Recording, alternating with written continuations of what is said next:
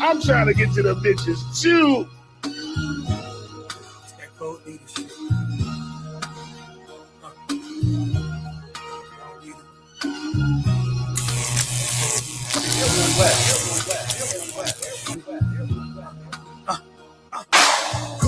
Cold leader, a nigga sick, I got that faux fever, that COVID shit, got that old Nina, I let it spit, got that brand new 9, fold you like a futon, ain't a rapper on my level, told you that a few times, bet your bottom dollar, save it like a coupon, old glass with the new wines, break a few minds, black party with a few dimes, get my shoes shine, murder shit, fight a few times, enemies done, how are you a co-survivor when we don't leave none, shit, put it on tape, watch it like a rerun, I got partners with the grills when me get my teeth done, open face shit, cult leader waiting on my spaceship. You don't see us winning, better go and get your Lasix. Basics, infinity garland matching the bracelet. Made me get this snapping like Thanos in the race. The way I walk like a cult leader. How I talk like a cult leader. How I move like a cult leader. Everything off the meter. One West undefeated. How I walk like a cult leader. How I talk like a cult leader. How I move like a cult leader. Everything off the meter. One West undefeated. Got it all playing, riding for my dogs, man. Cram a couple niggas with blickies up in the small van. Jungle like Tarzan, jewels in the armband. Still drink a cold old English out of tall can. Drinking more liquor in the rental, we got 2 doors. World domination, I'm bald like Lex Luthor. Gotta stay focused, sounding like Doc Umar. Ain't no dashiki, nigga, my squad needs me. Got the lions through the graveyard like Rafiki. But this ain't no Disney, more like a horror movie. 4K, too high quality for some Tubi. Cats wanna watch it, better pay for the premium. I don't rap for free no more, pay the team in them. You really wanna hear me cut the check to the committee? I ain't had to sell my soul, I ain't had to party with Diddy. All I did was grab the killers out every one of these cities. Cause I walk like a cold leader. How I talk like a cold leader. How I move like a cold leader. Everything off the meter, one West undefeated. And I walk like a cold leader. How I talk like a cold leader. How I move like a cold leader. Everything off the meter, one West undefeated. And I walk and I talk like a cold leader. And I move like a cold leader. Undefeated cause I walk like a cold leader. And I talk like a cold leader. How I move like a cold leader. Everything off the meter, one West undefeated. And I walk.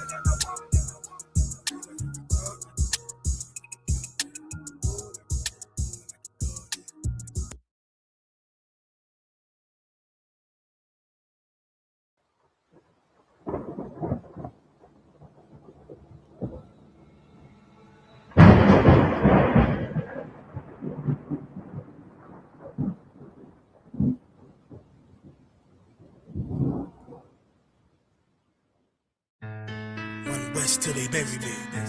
I'm one West till they bury me. I'm one West till they bury me. I be one West to the death till they bury me. One West till they bury me. I'm one West till they bury me.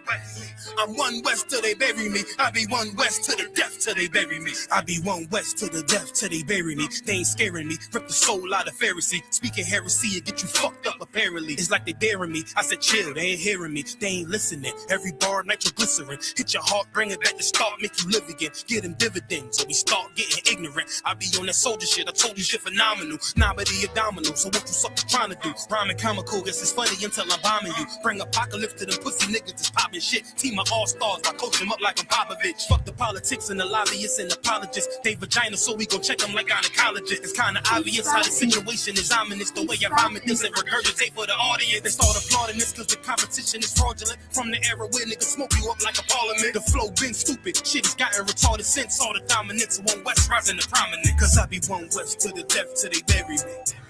I'm one West till they bury me. I be one West to the death till they bury me. I'm one West till they bury me. I be one West to the death till they bury me. I'm one West till they bury me. I be one West to the death till they bury me. I'm one West till they bury me. They want a nigga quiet, mute my maneuvers, but I ride like I got group eyes for Uber. Rhymes hard like they've been viewed by Medusa. 9 milli Luger, 17 in the Ruger. Only need a few to sit up in your medulla. Obligata for the regatta, niggas wildin', they win every dollar. They riding by black Impalas, let the semi holler. A showstopper, been a stopper since the teeny bopper. But now I'm I'm going, I'm off Patron, premium, a vodka. I put extensions on the Glock, modified the chopper. The swore heavy, war ready, and that's working, mama. No marijuana, say I got the loudest silence on it. When I'm up on it, ain't no rapper do it like I do it. A lot of spitties and writers, but when they heat on, none of them can get to the fire around with me. And I had a nigga spin like a tire, down the deep, and I'm still dope as a piper. Every bar burn hard like a spoon with a lighter. Fuel igniter, I'm winning, coming through with the title because U.P.K. I be one west to the death till they bury me. I'm one west till they bury me. I be one west to the death till they bury me. I'm one west till they bury me. I be one west to the death till they bury me. I'm one west till they bury me. I be one west to the death till they bury me. I'm one west till they bury me.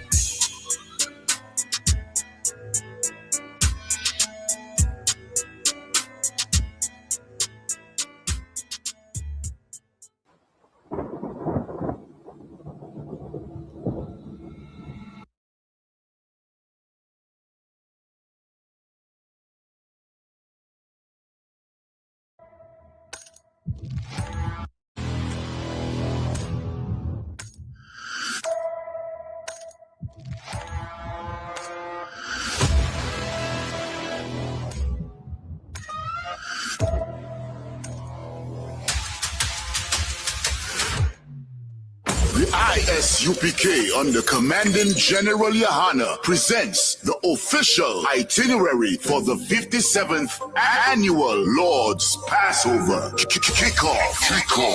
Wednesday, April 1st, the lamb slaughter from 11 a.m. Followed by fun and games, basketball, three-point shootout. Can you hit the target in the archery competition? Then let's gather together ourselves and eat some lamb. Later that night, the dopest podcasts, the Round Table of Truth, Cross the Line Radio, and Let a Hebrew Speak. All going down from 8 p.m. Thursday, April 2nd, the annual Kiddies Party. It's all going down at Slick City Action Park from 1 p.m. to 4 p.m. Followed by Scripture Breakdown class from 7 p.m. with 12 Shield General Muhammad. Friday, April 3rd, from 8 p.m., the all-black party. You know how we get down. It's all going down at the BH Ranch, Houston, Texas, Saturday, from 1 to 4 p.m. We will be hosting a brunch. Then, the moment we've been waiting for all year, from 5 p.m. sharp, April 4th, the Lord's 57th Annual Passover. Followed by the Feast of Unleavened Bread, Sunday, April 5th from 7 p.m. The Passover and Feast of Unleavened Bread goes hand in hand, so don't miss it. Make your reservations, book your flights and hotels now. An entire week of activities for only $200. Go to ISUPK.com, pay your Passover fee now.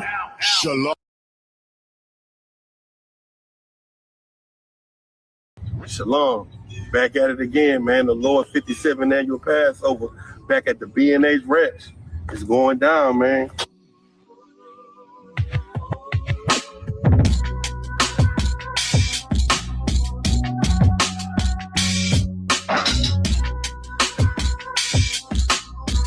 Hey, Shalom, Israel. We're back again in Houston, Texas at the B&H Ranch. It's going down this time for the 57th Annual Passover. Let me tell you, man, it's going to be a glorious event, as usual, down in the Wild Wild West. This year, man, we're going to have everything at the ranch, man. The lamb slaughter, General Muhammad's class, the children party going to be glorious, the black party going to be glorious, and you already know the Passover going to be amazing. And the Feast of Unleavened Bread is going to be here. It's going to be an amazing event. Come out. It's going to be $200 for everybody under 17. Make sure you pay that. You know what? We're really giving it away. You're getting too much for free, pretty much. This is a free Passover almost. $200 ain't nothing. So, man, I'm telling you, come out, support the truth. ISUPK.com, home of the truth. Hey, man, Passover.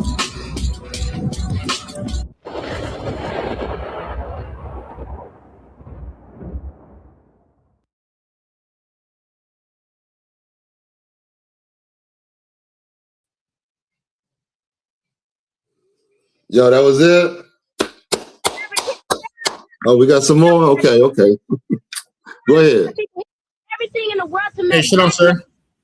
But I'm gonna tell you one thing, us black people gonna survive. So fuck everybody. I'm off. I know that the government, whatever, can't stand us black people. He doing everything in the world to make black man be extinct. But I'm gonna tell you one thing, us black people gonna survive. I still had to pick cotton like everyone else. Never forget, never forget, never forget. No matter how much they try to hide the truth. They didn't care that I was a toddler. I still had to pick cotton like everyone else.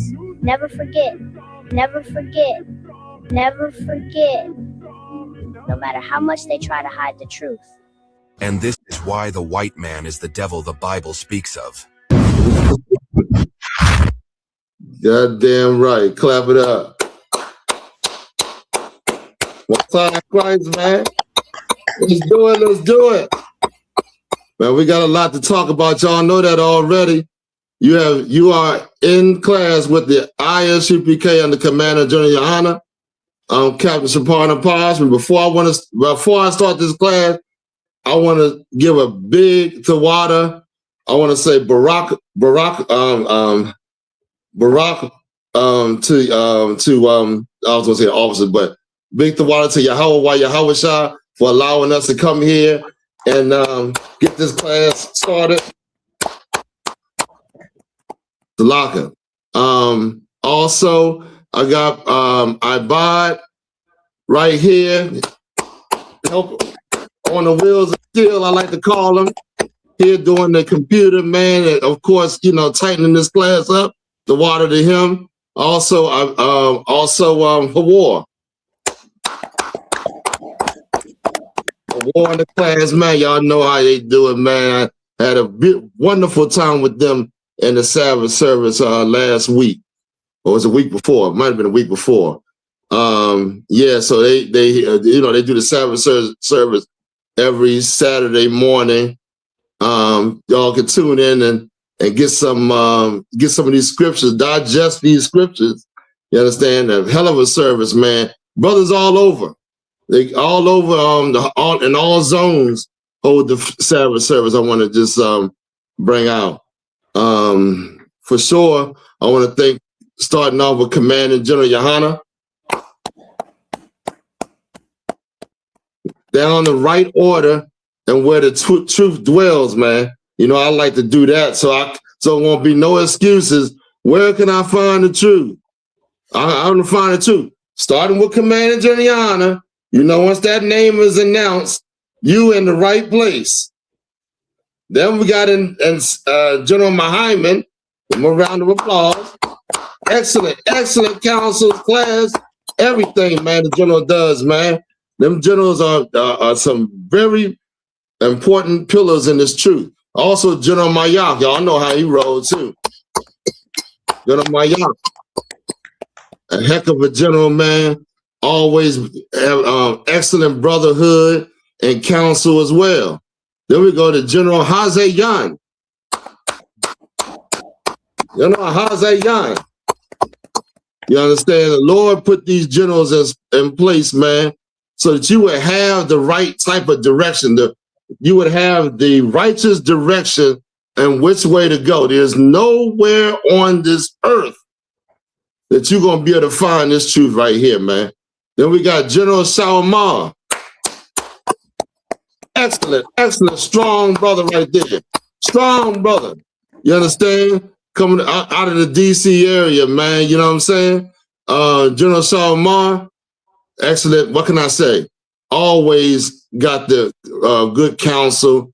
You know what I mean? You're going to see all the generals at the Passover, man. Lord allow, and, you be able to interact and, talk to them. Go on up there and, get that talk with them, man. Don't shy around. Go do what you got to do. You understand? General Kathungabar. Am I Kathung? Yeah. General Kathungabar. But goddamn, General Kathungabar, excellent general as well, man. Mighty counsel. He's a mighty man in this truth. From New York, you know what I'm saying? Up, I believe, the Bronx area, you know what I'm saying? Also, we have General Kubalamoth. We big up all these generals in this school, man. You know what I mean? We know where the truth is. You ain't got to tell us where the truth is. You understand? What our thing is getting you to understand where the truth is. You understand? So those are the generals, the heads of this school, man. We also got the captains. Big up to all the captains in all the zones who putting it down, man. Backing up the generals, man. I mean, you know, backing up these generals, man, and making sure the zones are run right. Man, it's a hell of a job and it's a hell of an opportunity to be held as a man in this truth, man. You understand? Especially the things that's going on now, boy. We are right at the cusp of, you know, the return of our King. And boy, oh boy, that's going to be more than you know, anything I can even tell you. You understand, when Christ returns.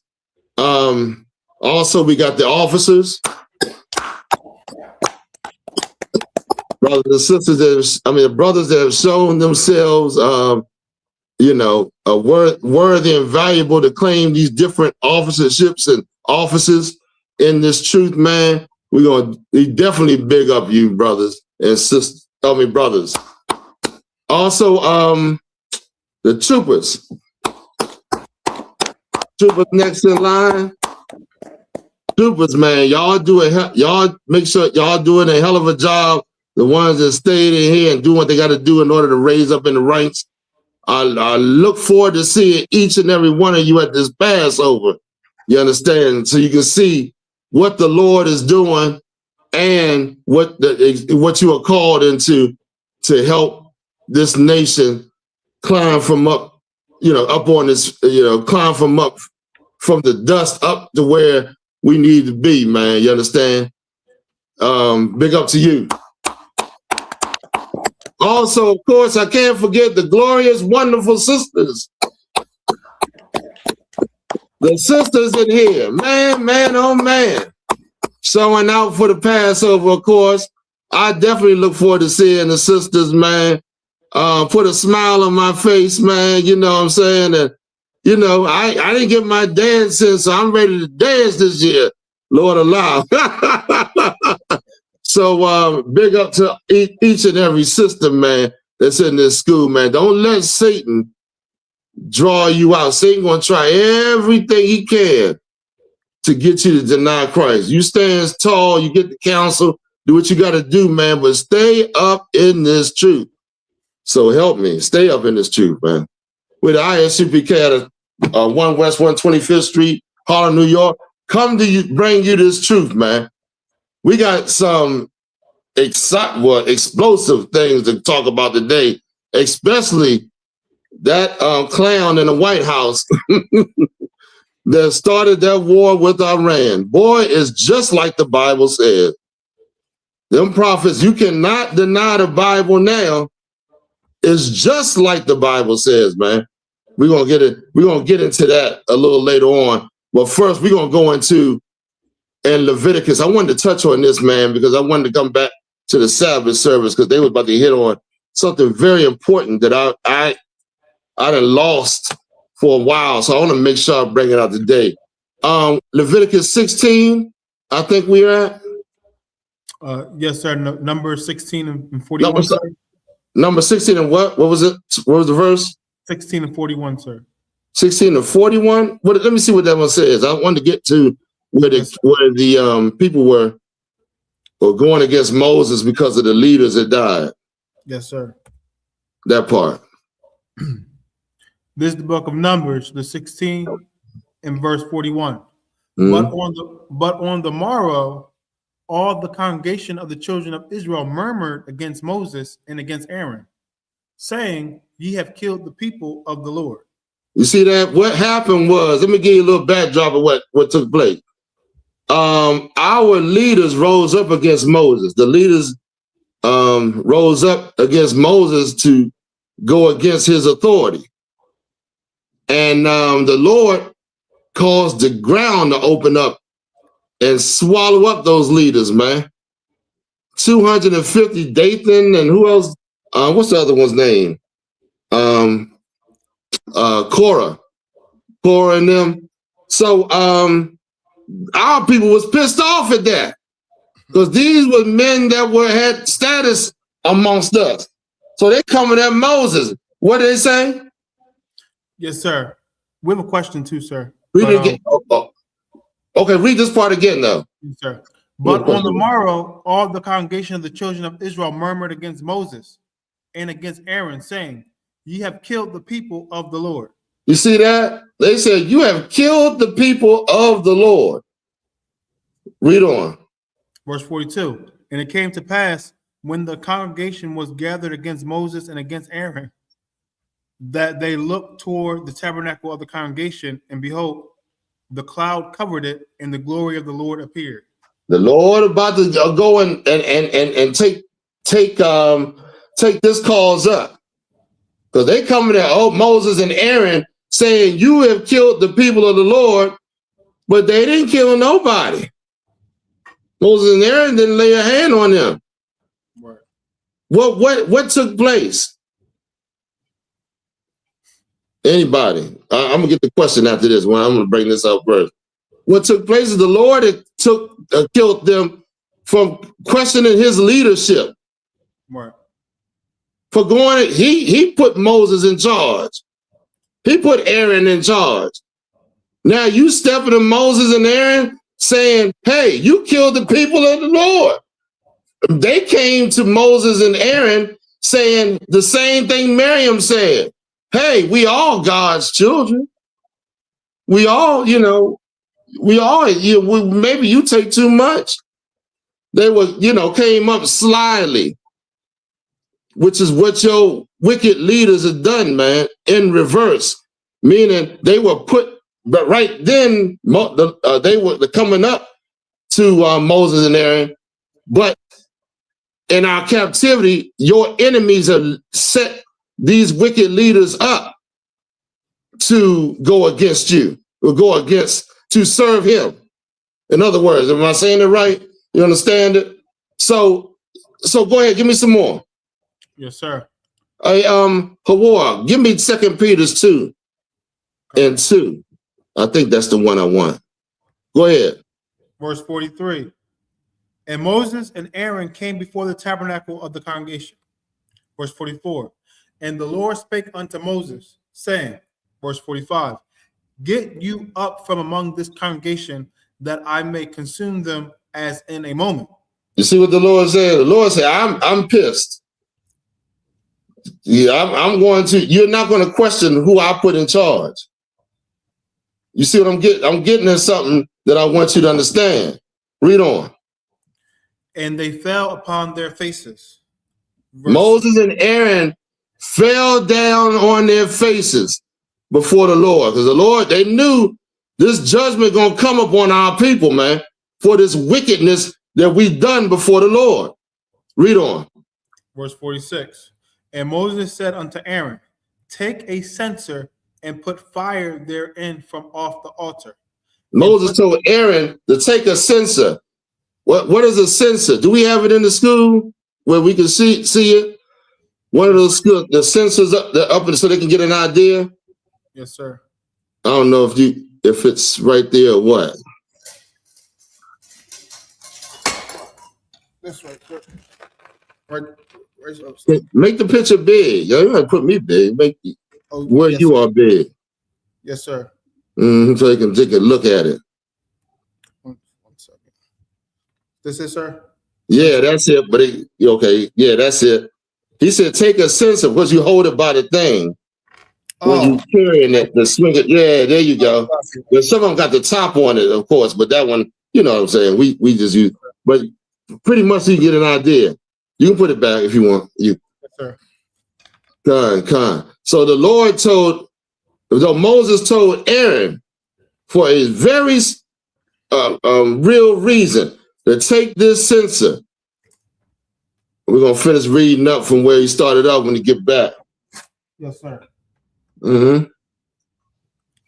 Go ahead. Yes, sir. Quick. Take a censer and put fire therein from off the altar, and put So on you put the incense, coal. Oh, go ahead, read on. and put on incense and go quickly unto the congregation. You see that? You put the coal and the incense and go before this congregation. Read on. And make an atonement for them, for there is wrath gone out from the Lord, and the plague is begun. The plague had already started. Now look how the Lord dealt with his people. These ain't the heathens now. These ain't the other nations. This is his people. Blacks and Latinos, Native Americans. Put this deep down in you. You're going to need it. Go ahead.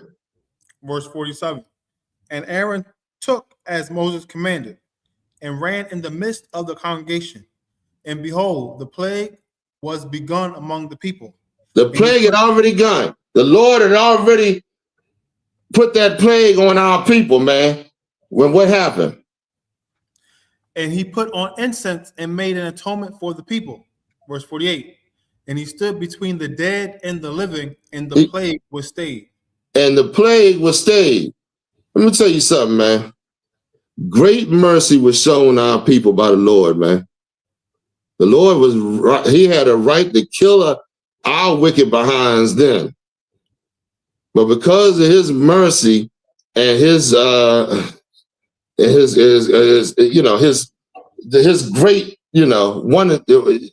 he saw that answer, and you know what he saw? The promise he made to your father Abraham. He saw all the promises he made to our people.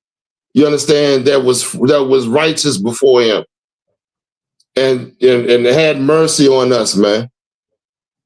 You understand? Read on. Did it tell you how many people died? Yes, sir. Mm-hmm. Now, verse 49. Now they that died in the plague were 14,700, and besides them that died about the manner of Korah. Give me do what you got, Hawar. You hold it for me. Come on, concert. Do you want me to start at one? You can if that's anything. Let me just hear what it says. 2 Peter's 2 and 1. And abide. Give me what Christ said. He was he is the life. I think it's the one where it said I might have to find it. Well, go ahead, Hawar. 2 Peter's 2 and 1. But slack you off side bad. Can you pull it up? Or you want me to read from my phone? For this one time, read it from your phone. Okay. That's good. But there were false prophets also among the people, even as there shall be false teachers among you. That's what you got to understand, man. If you ain't in the right order, you listen to a false. If you ain't in the I.S.U.P.K, you listen to a false prophet or a false teacher, man. I done talked to so many Israelites that think they speak in the Hebrew, that think they serving the Lord. Meanwhile, they done got rid of the Hebrew. A lot of these camps don't even speak Hebrew. They don't follow that leader instruction. They don't follow. They don't think discipline is supposed to be in the camp, right? Or order. You know what I mean? You got a false teacher or a false prophet amongst you, man. And the Christian church, forget about it. That ain't got nothing to do with the truth. Go ahead. Who privily shall bring in damnable heresies. So bring in what? Damnable heresies. What does that mean? You ain't got to wear certain things, you're all kind of different strange things. No covering on your head. You know what I mean? You cover your head when you out there. See, a lot of camps do all different kind of weird things, man. That's not in the scriptures. Right. Not in the scriptures, man. And blacks and Latinos just getting out the Christian church looking for something close to Christianity. I had an argument with a fool. I said, God damn, if you don't want, why would you claim you serving the Lord? You come out of Christianity and join the first Christian Israelite group that you can imagine. so that the change won't be as complete, like you gonna have to change nothing. That ain't the point of you coming into the truth. The point of you coming to the truth is to change your life. Go ahead. Even denying the Lord that bought them. You see that? Even denying. They think they serving the Lord, but in actuality denying. Go ahead. And I think it's Abad. I think it's Ephesians 5 and 2. Yes, sir. Go ahead. Go ahead, Awar. Colonel Khan. And bringing up upon themselves swift destruction. You see that? That's why, even though everybody is going into the Christian church, we destroyed. Destroyed as big families all messed up. You know, men don't know how they supposed to operate in this earth. Women don't know how to operate in this earth, don't know how to deal with one another. We've been destroyed by these people that have taught us these lies, man. You understand? Go ahead. Is it verse 4? No, verse 2, sir. Go ahead, read on. Colonel Khan. And many shall follow their pernicious ways. What does pernicious mean? Covetous. I mean, look up pernicious. I think it means like covetous or wanton ways like that. Let me see. Pernicious. Kawakan. Priest theology.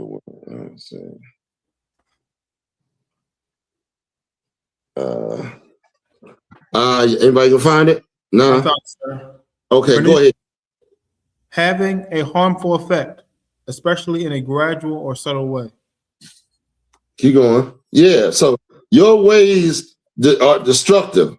Read on. You want me to keep going? Is it the second definition on that?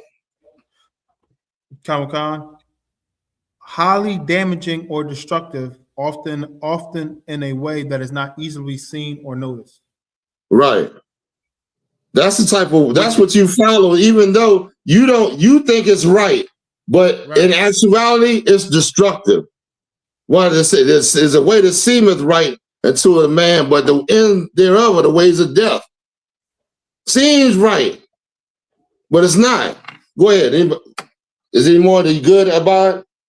One more, it says wicked. Good. Go ahead. Wicked. And that's it. Wicked. Right. All right, go ahead, Hawar. Where you at? Colonel Khan, the last precept, sir. By reason of whom the way of truth shall be evil spoken of. That's what I want. That's what I want.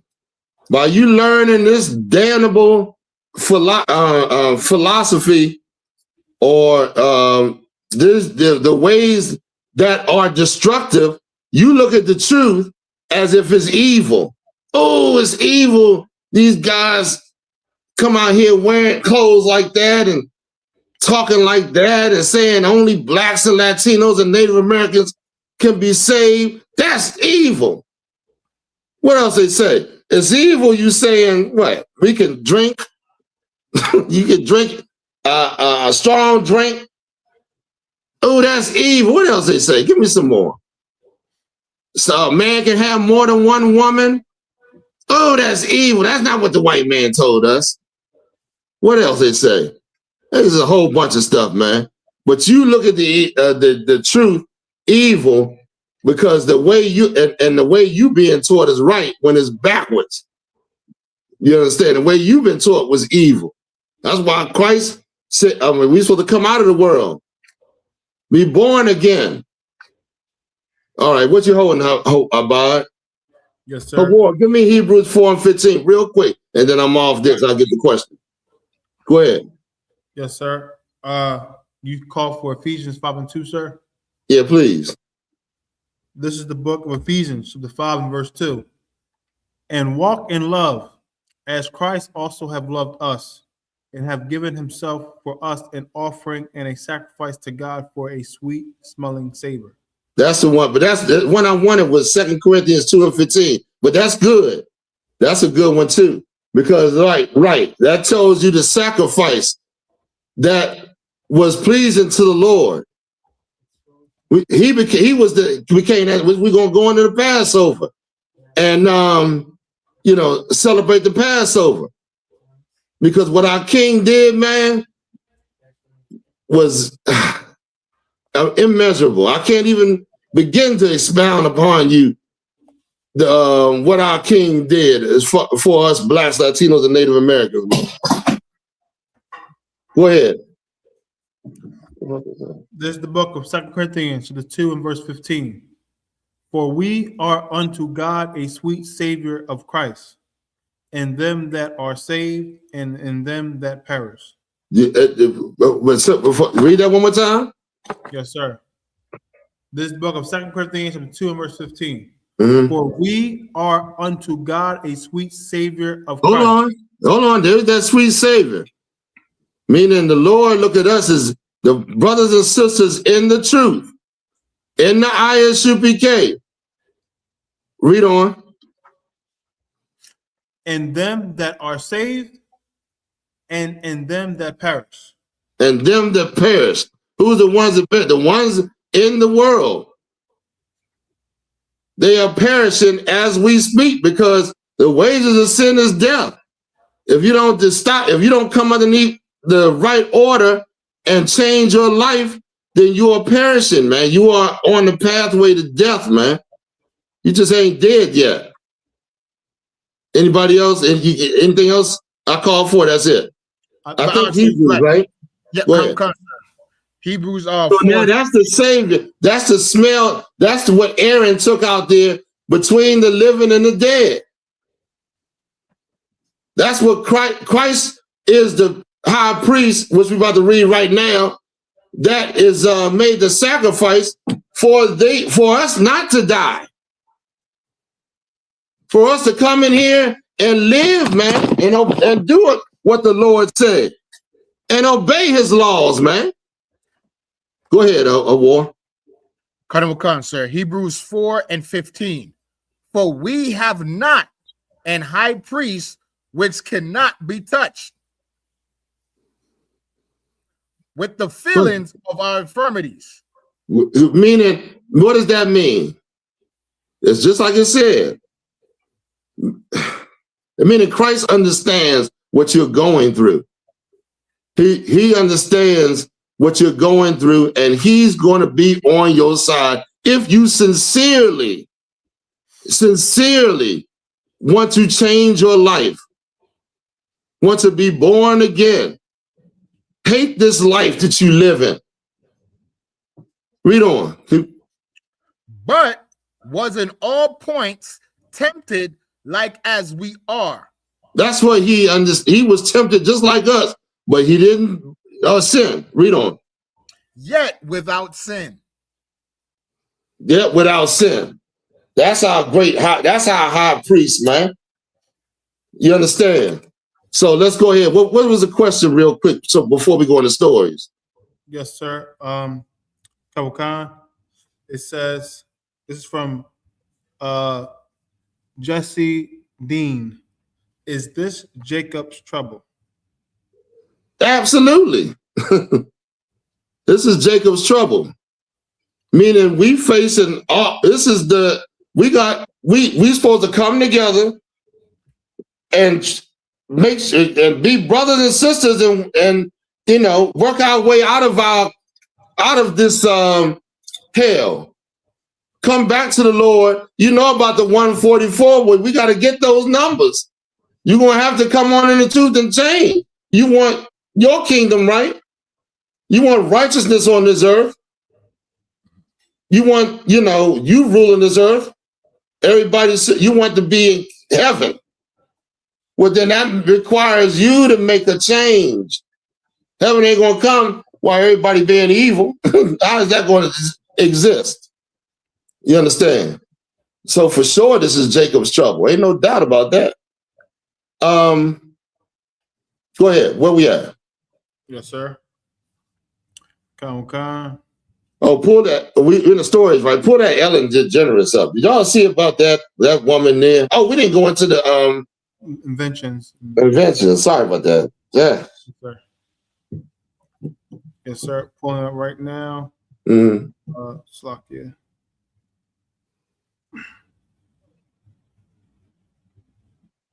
Close attention and check where your country appears on this list. With the most missing children. Pay close attention and check where your country appears on this list, because sometimes we scroll past headlines like this without really thinking, but the numbers are terrifying. Countries with the most missing children: Italy, 21,951 missing children each year. South Korea, 25,690 to missing children each year. Russia, 45,000 missing children each year. Canada, 45,288 missing children each year. India, 96,000 missing children each year. Germany, 100,000 missing children each year. United Kingdom, 1 in 12,035 missing children each year. United States, 460,000 missing children each year, with 2,300 children going missing every day. What do you think is actually causing all these disappearances? Are these kids running away?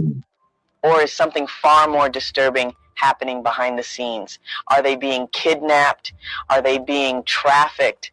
Are there secret groups operating in the shadows, using these children for things the world doesn't want to talk about? Why do so many cases never get solved? Why do some countries have higher numbers than others? And most importantly, why aren't we seeing global outrage on the same level as other issues? Hey, get Ellen DeGeneres up real quick. Yeah, because we have a wicked. This is a wicked. This is Satan's kingdom we live in. Of course, y'all know that. And in Satan's kingdom, all manner of wickedness come. If you don't hold the banner of being right, nobody will. You understand me? The blacks and Latinos don't straighten up their goddamn act. It's, you know what I'm saying? There's no hope for this place, because the heathens, they doing all kind of mess. They're involved in all kind of unimaginative imaginative things, eating all kind of different things, and sacrificing kids to their ancient gods, and I mean just all manner of stuff, man. You understand? They don't understand even how to have a family. You understand? Not being controlled by their lust. I mean, not knowing how to not be controlled by their lust. Salah. You understand? So this world is beyond wicked. If I can say, this world is like 10 times worse than wicked. All the food that come across is destroyed, contaminated. But they want you to be able to go into their medical facilities and be able to, make them rich. So and making them rich, you make yourself poor, and then your health. I mean, it's just a continuous cycle, man. You understand? And it's calling for blacks and Latino and Native American Indian men to come together. We're on the bottom. I was just telling somebody, some woman was talking about some women are the most, what is she saying, on the bottom or something like that? Or no way in the world I'm gonna let you have that one. Men are, everybody's hating the men. Everybody. What was that sister? Pull up the one where Barack Obama and that cat. That's just a picture. Look what this is. Look what this sister put up right here. You know what I'm talking about? Yes, sir. I know which one you're talking about. Yeah, pull that up real quick before we go into Ellen. This is hatred. We got a couple of them coming up, but check this out right here. Like black people know that you are. Oh, how can I say it?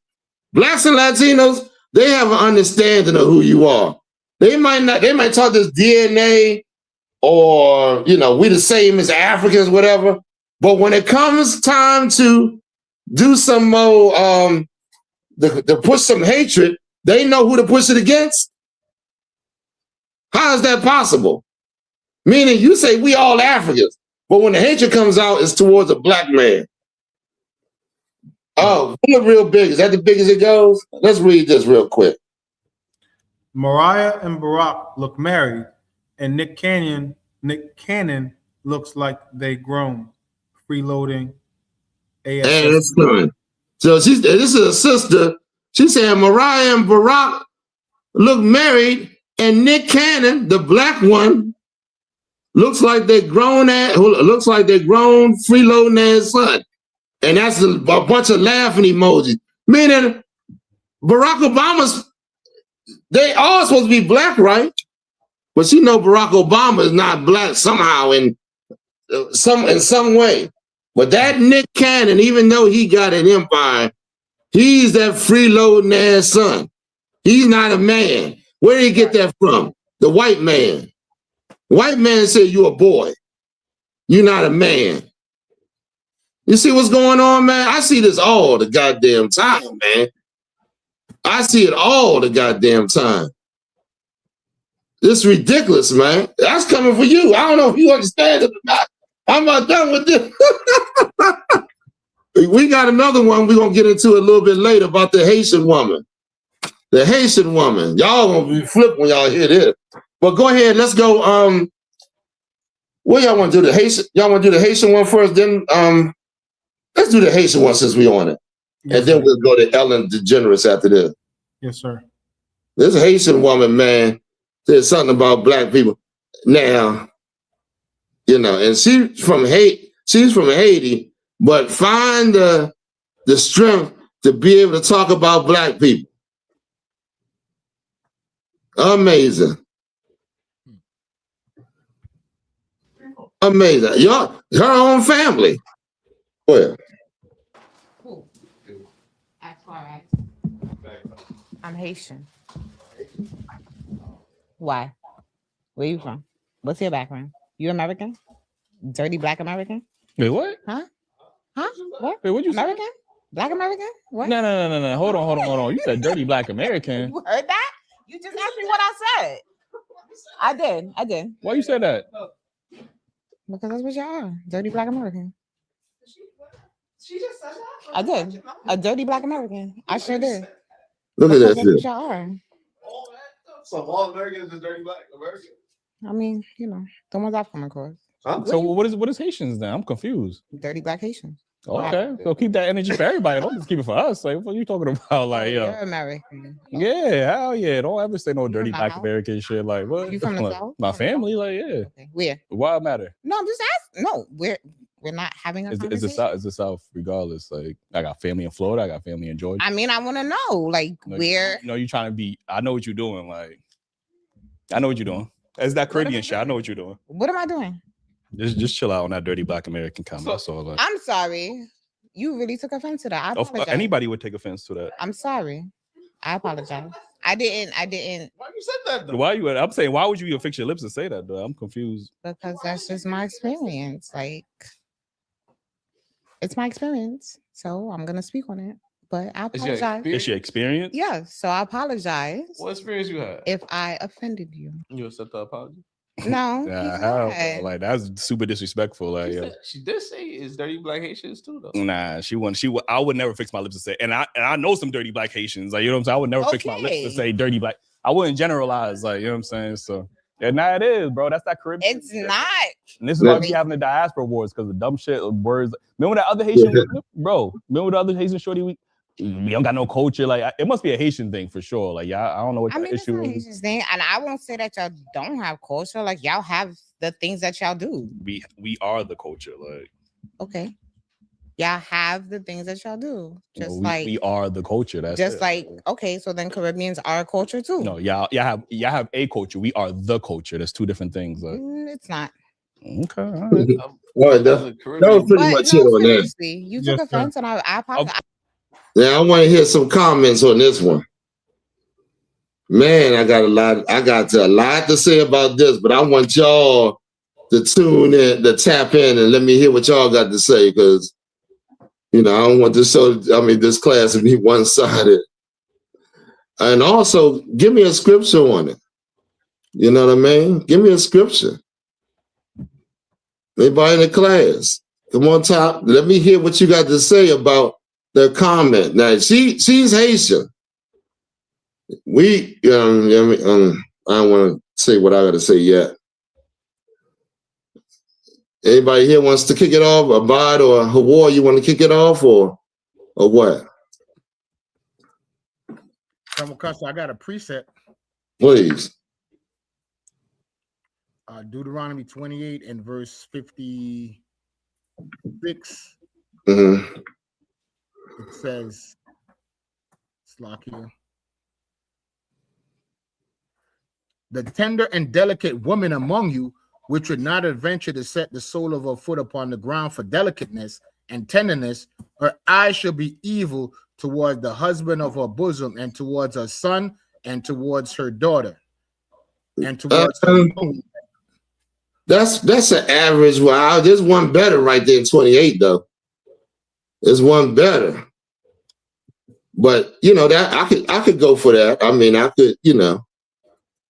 She's a young woman who's got her eyes evil towards her people, her, you know, especially the man. Why are these women evil towards their men? That's another thing. Why? You know what I mean?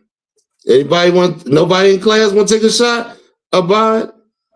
Yes, we got some responses. Oh, you gotta let me know. Yes, sir. Go ahead.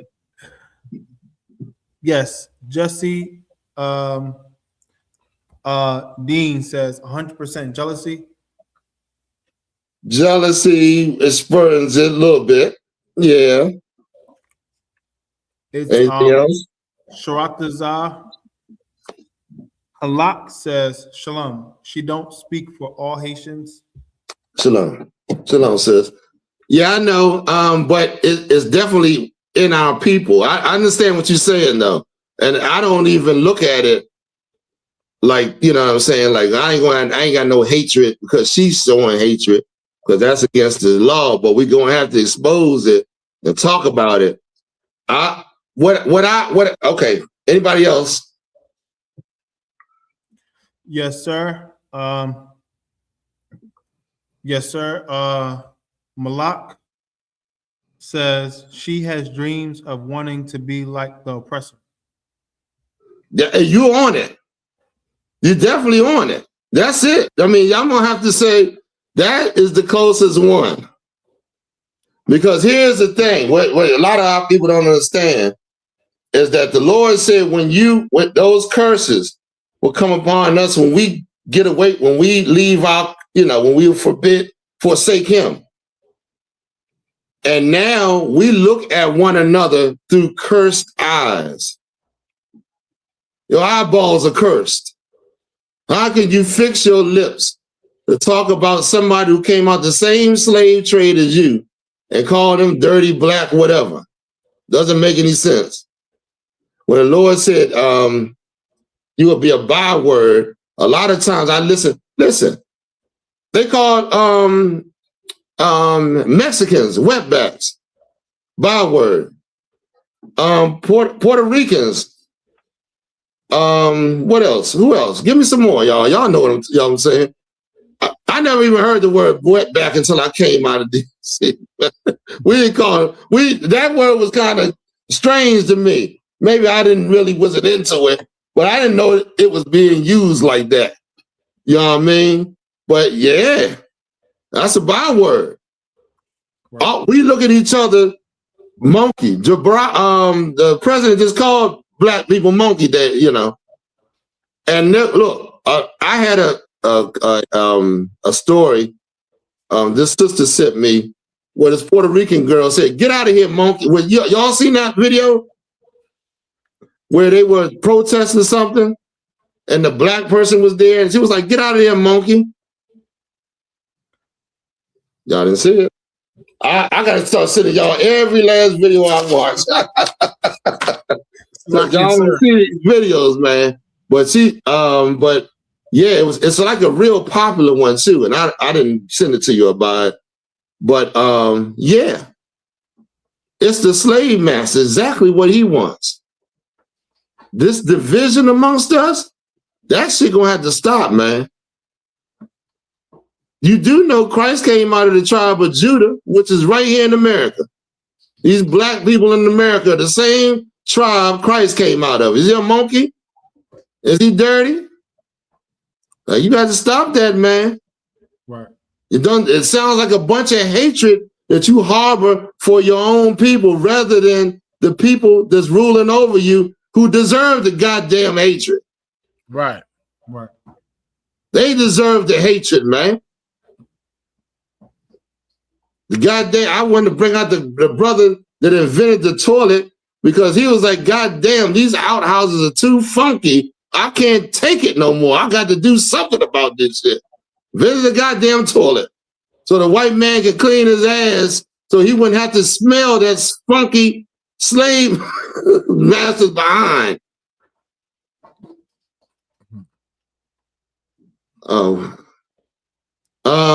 That's, if y'all ain't got nothing to say, we can move on. But this thing is, the Haitians and the Dominicans are fighting against each other. Who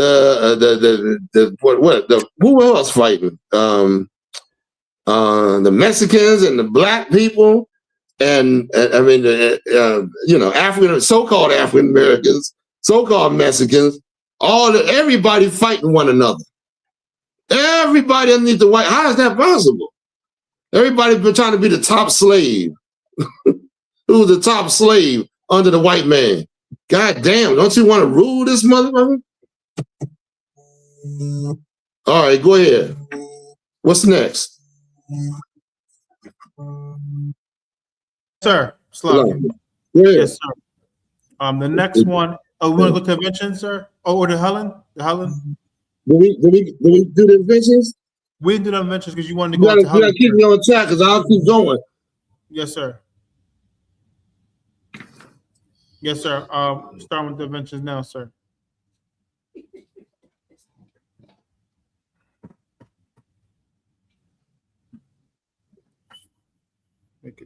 Invented the light bulb. Black man. Yeah. Did you play the one with the balloons? I think you. We about to do it right now. Play that one, yeah. Okay, go ahead. Black man invented the stoplight. White man invented a ticket. Keep going. Black man invented the light bulb. White man invented electric bill. Black man invented the telephone. There you go. The white man invented the telephone bill. Invented the stoplight. That's it on that. He was the, and then they got the person that invented it in the background, of course. You know what I mean? In other words, they take everything we did. Who was it? The lady from the West Indian Islands started the damn numbers game. White man took it and put it all, and it's all over the making money hand over fist all over the place, man. The lottery. Black people started that. And listen, let me tell you something else. This came out that white people, 1/3 of what they making in the lottery goes to you. And that get taxed. In other words, if you hit the lottery for 20 million, they already made like 50, 60 million off of it. And then the 20 million that you get, that gets taxed too. You understand? So this man is running off like a fat rat off of everything you've done. I came out the other day. I was thinking about the other day how when black people die, if you ain't got no air, that money goes right back to the government that hates you. Don't go to your people. It goes to the government. And they use it to fund to go over there and their white interests for their schools and whatever they want to use it for and keep you in poverty. That is insane. Right. Let alone all the rest of the stuff they're doing in the music and the movies and all this other stuff that they got going on, man. They robbing us blind, man, because we won't come back to the Lord. We won't change our evil wickedness that we're doing against the Lord. Go ahead, Abad. Yes, sir.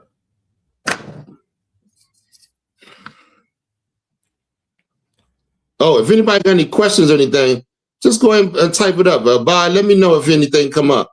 Yes, sir. You put it on the screen or whatever. Okay, go ahead.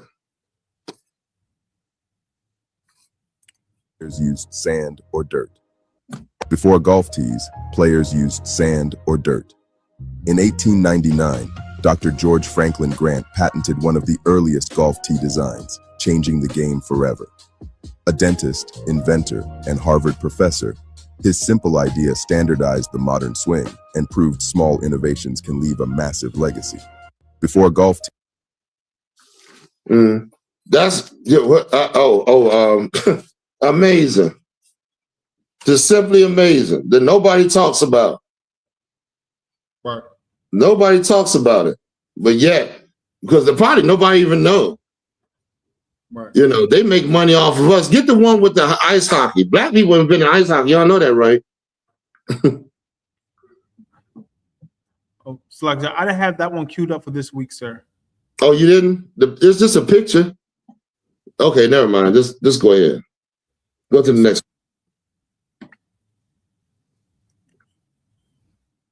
Yes, sir. feedback tech.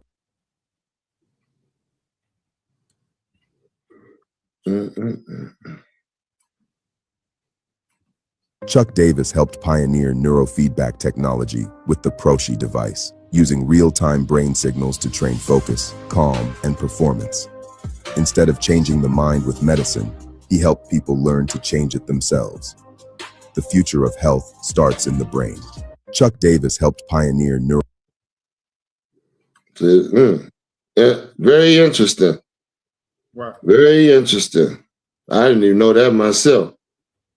I mean, I got to look this brother up. Salaki, sir. Yeah, brother invented the golf tee, and black people don't. We're not even represented in the sport of golf. Yes, it's it's so much, man. There's so much that was stolen from us. Their whole kingdom is pretty much, stolen, and they representing it and all that. It's a very demonic thing going on with everything. Because I believe that if white people understand that if they without you, that they wouldn't have anything. They looked at history, and they looked at every kingdom that was erected on this earth. And one thing they knew by analyzing that every kingdom that was great on this earth had blacks and Latinos in captivity. They knew that, and they set out to go get them Israelites, but that was going to make them the top nation on the face of the earth. You know what I mean? And it's another thing I'm going to go into in a few. Babylon, if you look at ancient Babylon, right? Ancient Babylon, I want to talk about this in a minute, but the Persian Empire. The Persian Empire, who is Iran today, they came over to the Babylonian Empire. I mean, they overtook the Babylonian Empire. The Babylonians would have never let you go. Never let you go. The Lord, I'm going to get into it in a minute, but let's go to the next one.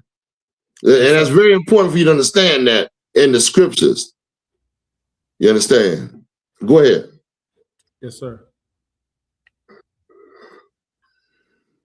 This is bad today. Sir. He didn't just study the invisible, he built the tools to see it. George Edward Alcorn Jr. invented a method for fabricating an imaging X-ray spectrometer, changing how science looks inside matter. While others chased headlines, he engineered breakthroughs. Progress isn't always loud. He didn't just study the invisible. So, okay. All righty. Go ahead. That's it for the invention, sir. Did you want to go straight to Helen? Ellen DeGeneres. Look at this devil right here, boy. Look at her face as she talking. Is that red? She is red as she can possibly be, as she trying to put forth what she trying to call an apology, but not owning up to anything that she done. Y'all know Ellen DeGeneres, right, is in all them Epstein files, boy. Ellen DeGeneres is a child. She's eating dead people, man. They brought up. She done ate dead people for years. Even what they call it, crochets or whatever that is, she used to make. She used to bring them crochets with her dead, with dead whatever is inside of them, and give it to the people that work at that TV station she's from. Everybody talked about how good her, I forgot, I think they crochets or croquettes or whatever. Everybody talked about how good they were, how she feeding you dead people, man. Go ahead. Somebody want to say something? Lost her. She had that little dyke girl she was dating back in the day who died. I don't know if she ate her or what, but that's what they're trying to say, that she has something to do with her, with the missing body or something like that. Allegedly. Right. But she's the scum of the earth, man. She's a piece of garbage. Not only is the bitch a dyke, she eating people. She's the lowest. She's eating babies or whatever. You know what I mean? They doing all that stuff, manner of evil, man. And we look at them like they something special. Right. Go ahead and play her. Listen to this real quick. Let me get back.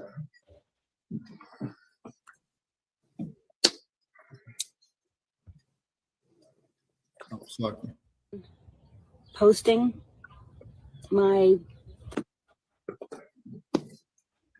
Look at that red face. So I have been posting my thoughts and my stance on this, but I haven't spoken directly because I don't know what to say. I am so sad and I am so angry, and I know I'm not going to say the right thing. I know that there are going to be a lot of people who are going to be in disagreement with what I say, but I have a platform and I have a voice, and I have always stood for equality. I have always wanted to be the voice for people who felt like they didn't have a voice, because I know what that feels like. And maybe you don't agree with how it's coming out, but you have to understand it, and then we can heal it. I'm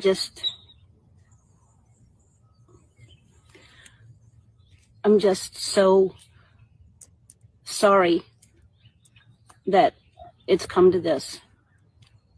I really don't know what to say other than this has gone on way, way, way, way too long. People have gotten away with murder, and that's what's happening. So we've got to see fairness, and we've got to see justice for all, because right now this is not a fair world. Not at all.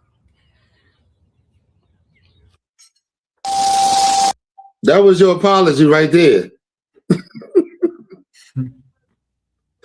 That shit is insane, man. The bitch didn't apologize, did she?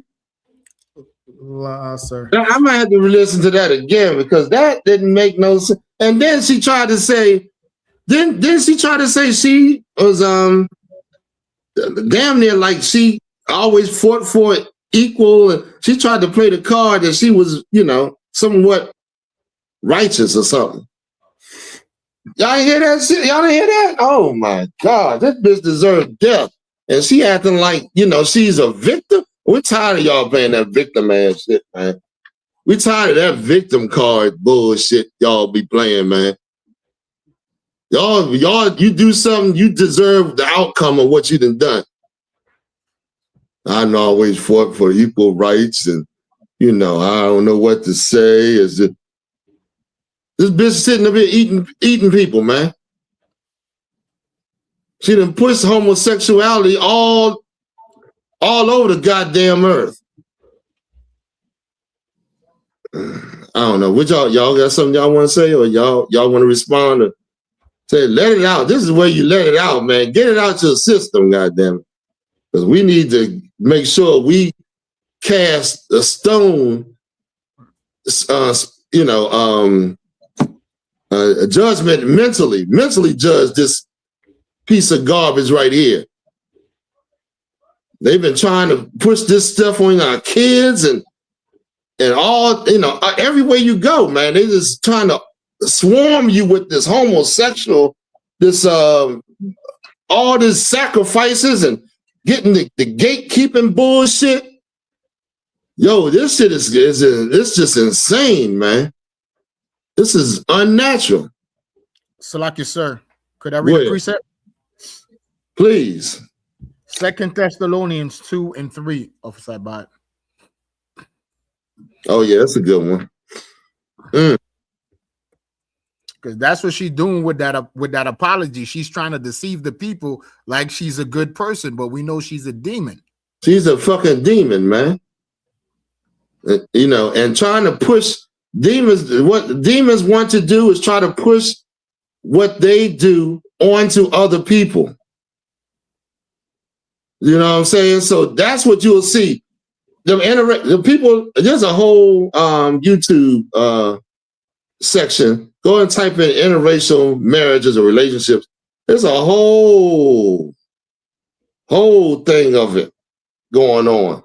Because why? Them demons is in them, want to advertise it. Homosexuality, advertised. Drugs all over the cigarettes. Come on, man. They don't want to keep it to themselves. Oh, no. No. That's what that demon wants, a house. Your house is nice and clean. I want to be in there. That's what that demon wants. Your house is clean. You don't molest and sexually assault women. Oh, I want to get in that house. I want to convert. In other words, what the hell is that thing called when you they call the demons, they try to convert you into being a demon. I mean, the Walking Dead or whatever they call it. They bite you and you become like them or whatever. Oh, it's like a vampire? Is that what you're talking Vampires about? Or you know what I mean? You the one. There's a whole bunch of vampires with them as they trying to get to you. Why? Because you the thing's not converted. Homosexuals, they don't want no goddamn homosexual guy. They want a straight guy. So they can push that demon on you. That's what's going on, man. This is a wicked ass place, man. God damn, this is wicked. You know what I mean? I don't even interact with hardly nobody. You got to be, you know what I mean? Your ass. We don't want to be near that shit. Go ahead. Give me some more. Give me what you have. Got a cut, sir. This is 2 Thessalonians 2, verse 3. Let no man deceive you by any means. Keep going. For that day shall not come, except there come a falling away first. Stop right there. Deceiving you is what they're doing in the Christian church because they are not falling away. They don't fall away from this man. Y'all, you see what the Lord said? He said, let no man deceive you, because that day, the day of the Lord ain't gonna come unless there's a falling away. Christian church ain't falling away from this man. You understand? Meaning getting away from him, they joining them. Go ahead. And that man of sin be revealed. Read it again. Read it one more time. I don't know if y'all got messed up, but my phone messed up on that last part. I love that part because that's what you got to reveal. Go ahead. Come on. For that day shall not come, except there come a falling away first, and that man of sin be revealed. That man of sin got to be revealed, man. Too many people looking at him like he's God, like he's the savior, like he's good, like he's, you know, like he's righteous. Him and that old, and his woman. They all want to sleep with that old that garbage. They're trying to get in bed with that thing that looks, that's red in the face, that look like some veins all over they're behind. They expose who they are. Half a man, half a woman. Something that ain't right, that ain't good on the earth. Something that's evil and wicked. You want to be a part of that so you can get all the evil on you and the Lord destroy your behind quickly. You ain't like white people. You ain't like white people because you are close to the Lord. You mean, you know, you are the descendants of the prophets. So you want to try to join white people, the Lord going to make sure you catch it. Because I know what white people are. They're evil and wicked, and they're going to get punished too. But not to the degree you're going to get punished. Go ahead. The son of perdition. The son of perdition. Wherever that bastard goes, hell follows. You're going to be in hell. He's going to be in heaven, you in hell. Wherever that bastard goes, he going over to the Middle East, they're going to have all kinds of townhouses, and he's going to have a, what you call the goddamn thing, when he goes in the islands, and they be sitting on the resort. They be sitting on the resort, and the people of the damn island be in poverty. Wherever that bastard goes, wherever that white woman goes, why is you in hell? Give me the one where that white woman was, oh shoot, what was the story we was talking about? The one she's talking about, does you ever have a black fat father? Give me the first one though. Yes, sir. Yeah, give me the first one. I want that one. Oh boy, oh boy. Let's get up. Y'all know I couldn't even find that story, Hawar. The one with this black little young black girl went out there to meet this white man. Went all the way out from her people out here to meet a white man, and they couldn't find. Only part of her body that they can identify her with was her leg. They couldn't find. Did you see that, Hawar? I've seen the story, sir. Yeah, I couldn't find that story, man. They didn't even have a body, but only her leg. This is insane, man. This love for this devil, man, is insane. Your leaders have scattered you and your mind. They have scattered your mind to think that you got to accept everybody. Who does that? The other nations don't even accept everybody. Right. Every nation goes to its own people. The hell, we got to be the ones. That's why we're on the bottom continuously, because we're the ones trying to accept every goddamn body. And right. Nobody trying to accept you. Go ahead. Sir, I found the story. This Christian stuff, man. This give me a headache, boy. You found what story? Sir, the story you was talking about, the sister. Oh, give it to Abad so he can put it up big on the screen. They got a picture? Khan, sir. Oh, yeah, please. Oh, I'm glad. Oh, boy, oh, boy. You make me smile, brother. Brother, I love y'all brothers, boy.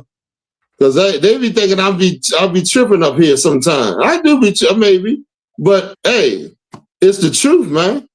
You know what I'm saying? Messenger officer bot. Yes. Look at this. This is crazy right here, boy. Young girl too. Yeah, could have came into school. Got a little married, he got the counsel they needed, built a life righteous, and shown herself righteous before the Lord. Went out there because really these little girls looking for a father, and they've been trained to hate black black men. Which, if you hate a black man, let me tell you like this: you hate yourself. Don't escape. You hate black men, but you love yourself. Impossible. You come from a black man, dumb. So you hate yourself.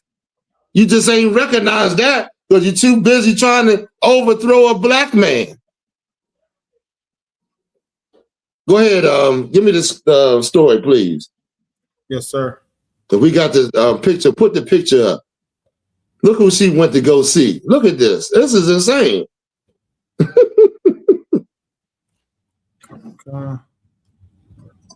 Yes, sir. Take your time. Take it. You got any questions? Anything? No questions right now, sir. All right, we're gonna get into the main part of the story. I just want to hit these stories real good. Goddamn Ellen ain't said nothing about I'm sorry. Ain't said nothing about what she did. Sat there red in the face the whole goddamn time.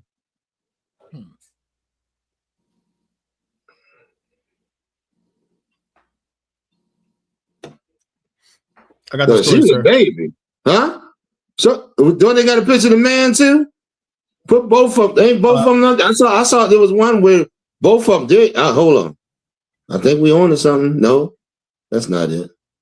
That's her, right? Yes, sir. But they don't show the picture of the man. They had one. There you go. Yes. Put that, huh?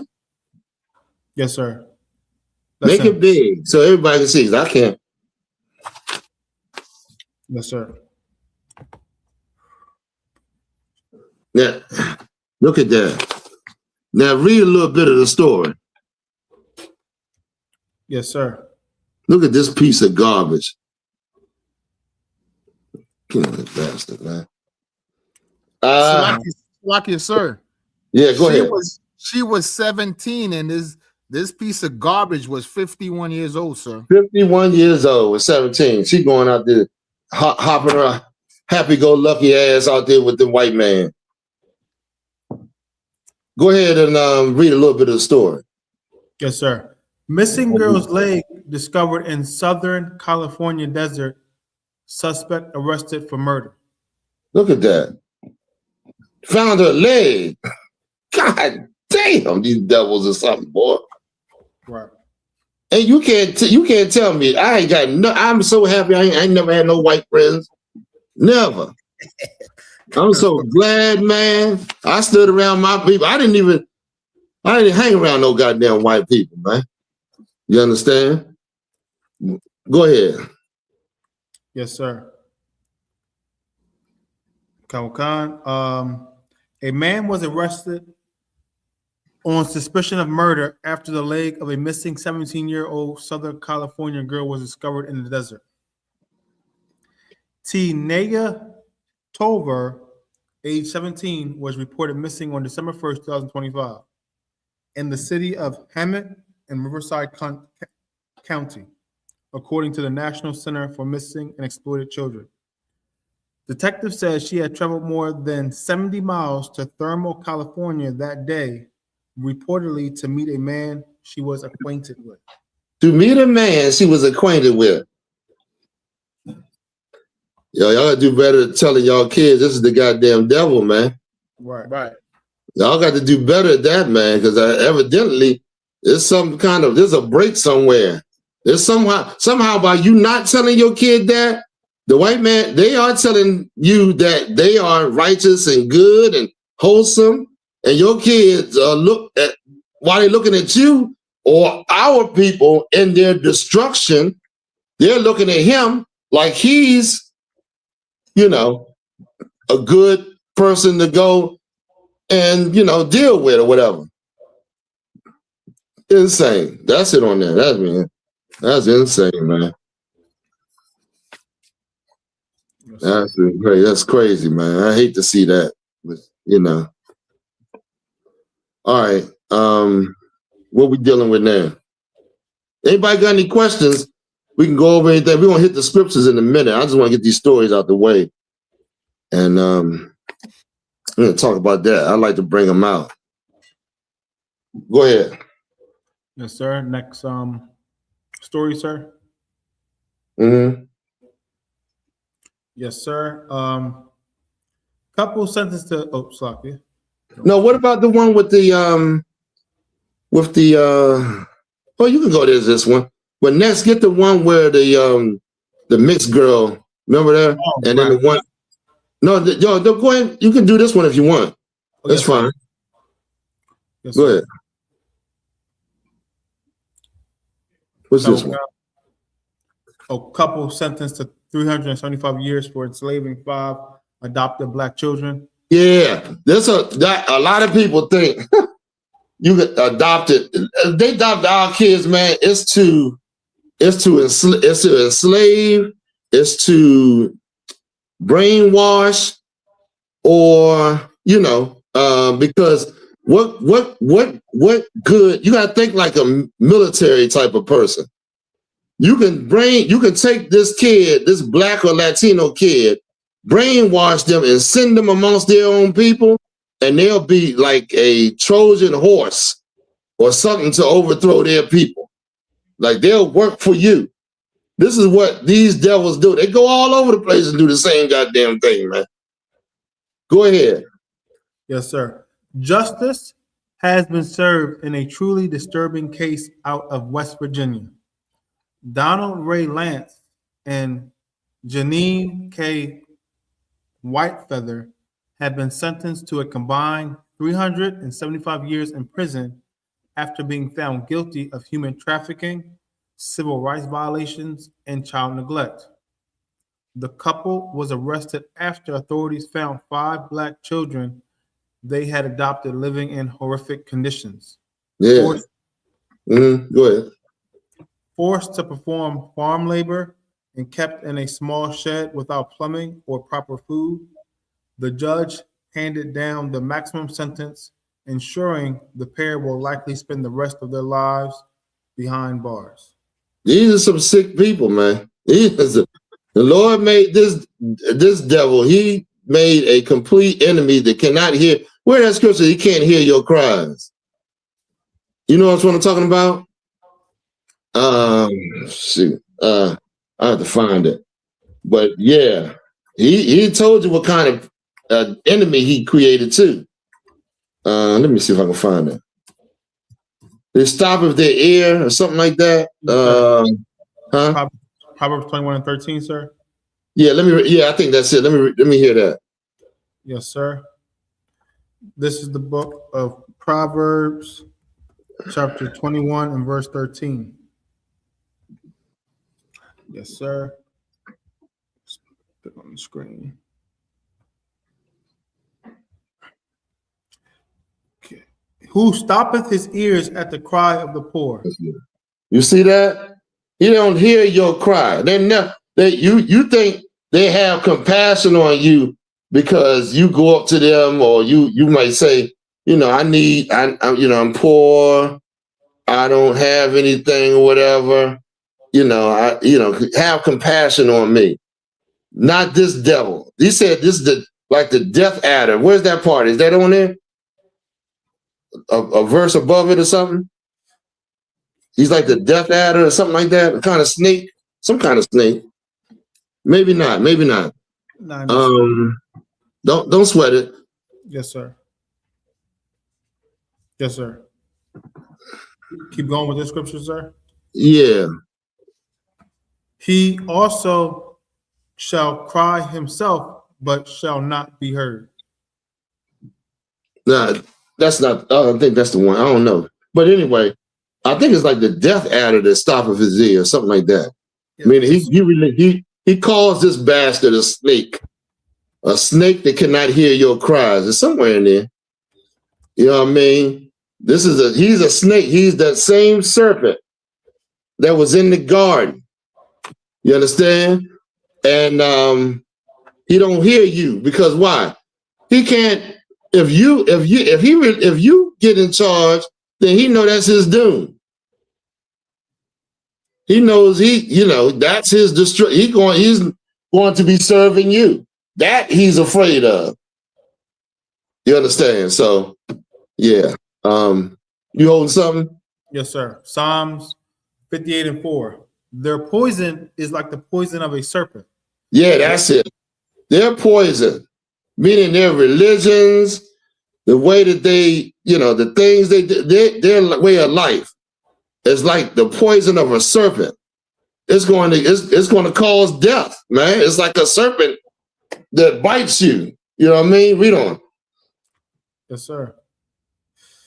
They are like the death adder that stoppeth her ear. You see, that's the one. The death adder that stoppeth the ear. Meaning this snake can't hear you. What are you going to say to the snake to tell that snake not to bite you? Nothing. Right. He's going to bite you when, ain't no way you're going to be like, oh, snake, come on, man. I know you just ate, man. What the hell you trying to bite me for? You're not going to be able to reason with that snake. He's going to come bite you. Right. You know what I mean? And that's the white man. You've been here for over 400 years. Right. You're still in the ghetto. You're still on the bottom, in the burials, in the reservations. Nothing you can say to this bastard to get him to have compassion on your situation. All right. What else we holding? Anything else? Yes, sir. We got another story.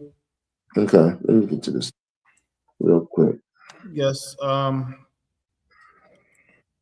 You want to go to the health alert, the sexually transmitted fungal infection? Yeah. How many more stories we got? One or two? This one and I think two more after that. Damn. Okay, let's go real quick. Let's run them down. Fungal alert, health alert. Yes, Give sir. me a Hawar. Find me the scripture where it says all the sins of Egypt, all the plagues of Egypt, something like that. Go ahead, Abad. Yes, sir. Okay. Is that as big as it goes? Oh no, it goes. It can go bigger than that, sir. Yeah. This. Yeah. Please. Oh, there we go.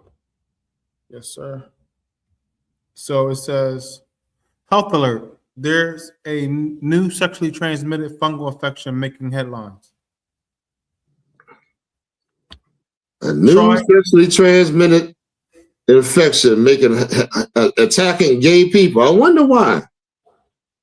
And then I heard in Atlanta over what? Is it about 5 or 6 months? Over 20,000 people have contracted the AIDS virus. I mean the HIV. My gosh. And then one person was talking about it on the video. She said a girl got it. She was like, I don't care as long as I get the medicine, I don't die. God damn, boy, that's a different mindset going on here, boy. Right. You know what I'm saying? I don't even understand those type of thinking like that. You know what I mean? But go ahead and read this a little bit. Okay. New sexually transmitted ringworm fungus infection ravaging gay men.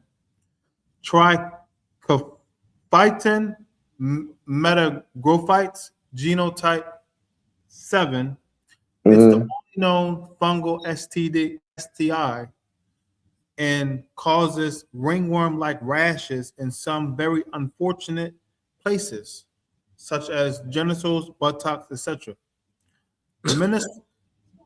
Minnesota is reporting the largest known U.S. outbreak right now. 13 confirmed plus 27 suspected cases since last July, mostly in the Twin Cities area. It started showing up in New York City in 2024 and has been rising in Europe for years, often among men who have sex with men.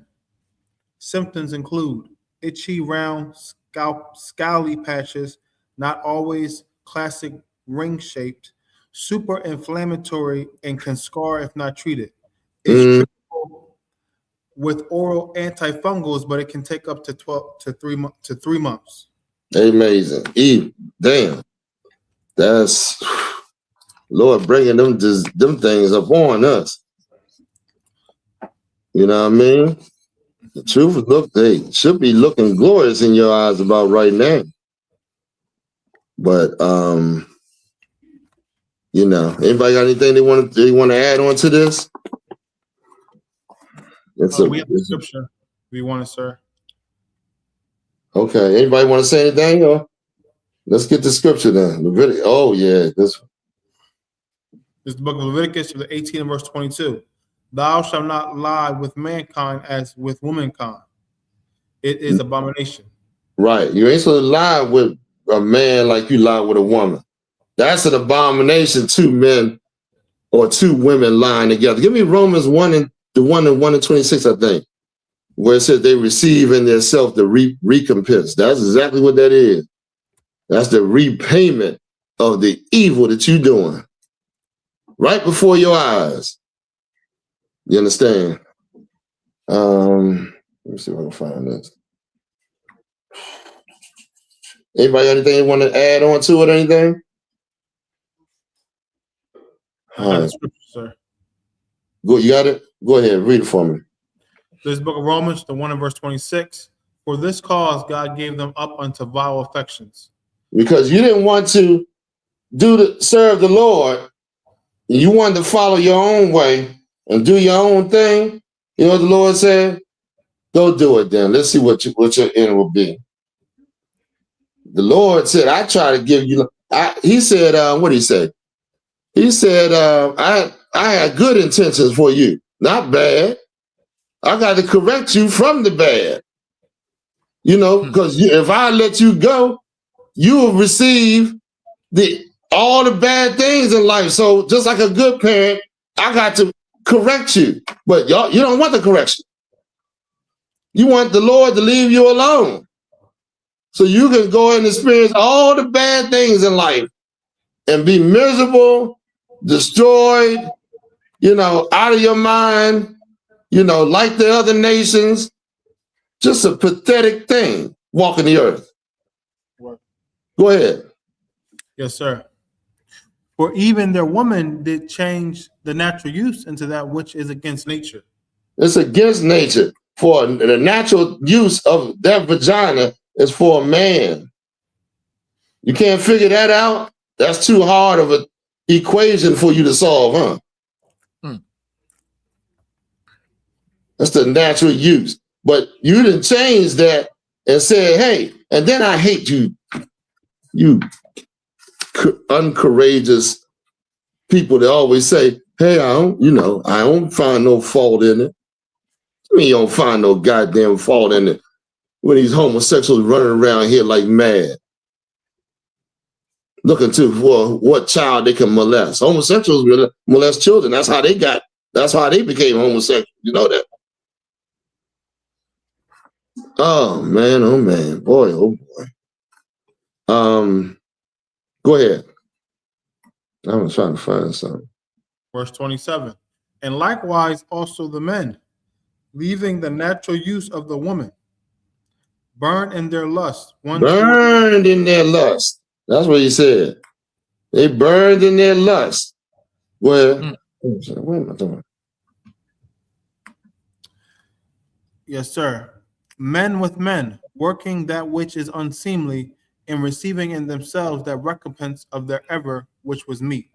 Oh, they receive in the repayment for that wickedness that that lust, that burning lust that they have towards each other.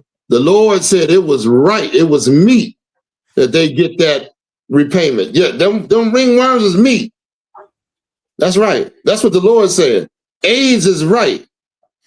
You get that cancer, them diabetes, all that's right. The repayment for the evil that you've done against the Lord. You don't know that? That's why the Lord said, I will put on you all the plagues. He said, what did he say? I want to misquote it. He said, if you something about all the plagues of Egypt will come upon you. I'm paraphrasing, y'all. But if you don't do the things that I told you, made a covenant. Your forefathers and mothers, it should be evident that they made a covenant with the Lord. You can't get out of that. You got to honor what your mothers and fathers did before the Lord. They went and said, God said, hey, if you be my people, I'll be your God. You said, yes, I want to rule the earth. Yes, I want to be your people. Look at this. Look at this. Look at us. This is God's people right here. You know what I mean? Salaki, sir. Go ahead. I found that precept, Officer by Revelations 18:4. And Salaki, sir, you forgot monkeypox.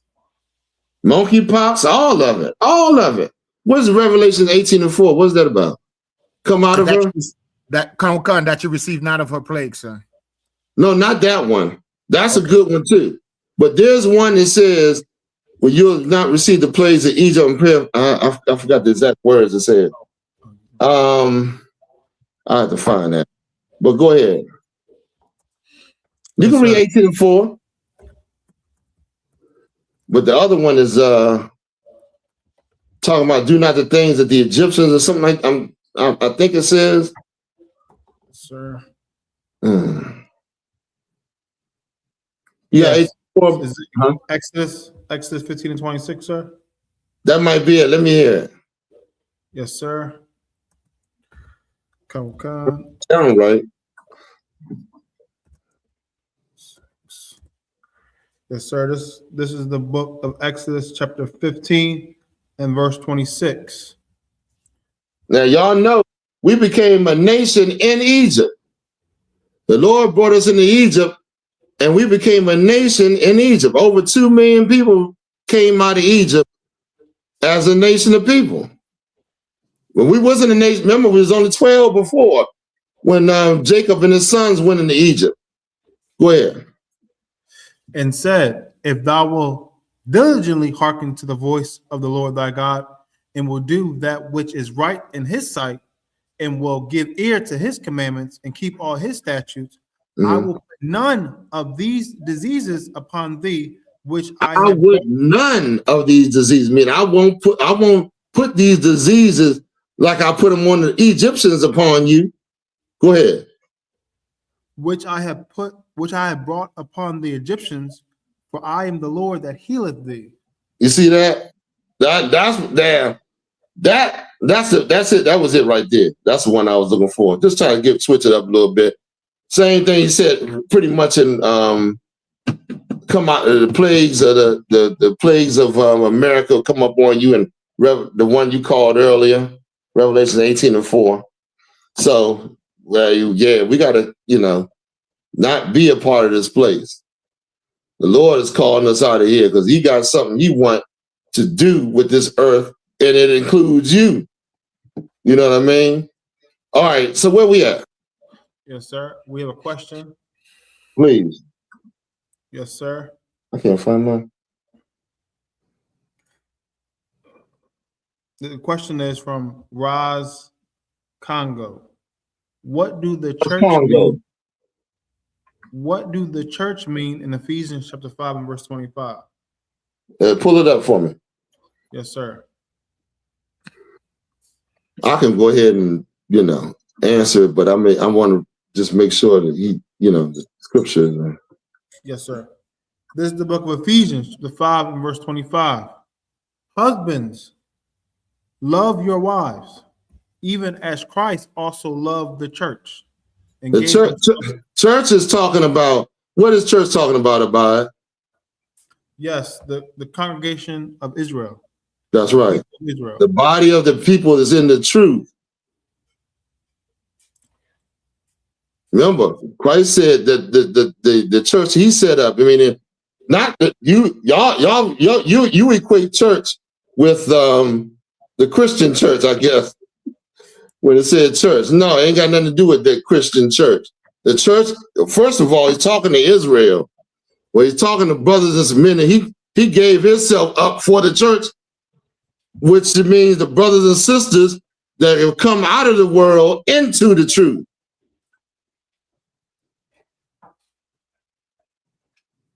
Does that answer your question? I mean, Okay. All right. So let's go. Slaki, sir. Go ahead. Slaki, sir. Do you want a precept? Acts 7:38. Okay, that's good. Okay. Go ahead. See, a lot of. Let me just say this before you go. A lot of people they don't know what the Gentile scriptures is talking about. That's what confuses a lot of people. When they think they're talking about the other nations, it's not. It's talking about Israel that was scattered into these other nations. You understand? And the white man understood that and called his buildings that he deceived you in churches. He called his buildings that he set up, that the philosophy that they didn't put together during the different councils and all that they was going to teach and have you worship and serve him right now, man. Why? Okay, let me just say this before you read that. Why do you think they got this? What's it called? They're doing this one world order thing.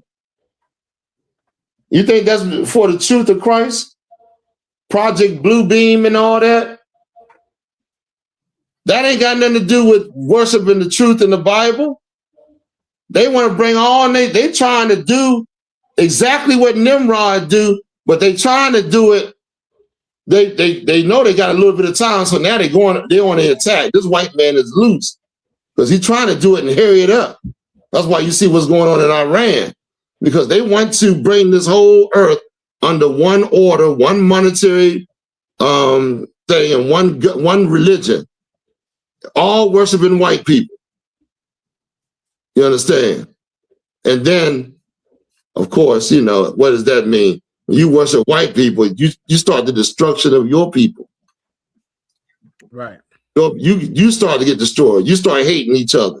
You start wiping out your people. You don't care about your babies.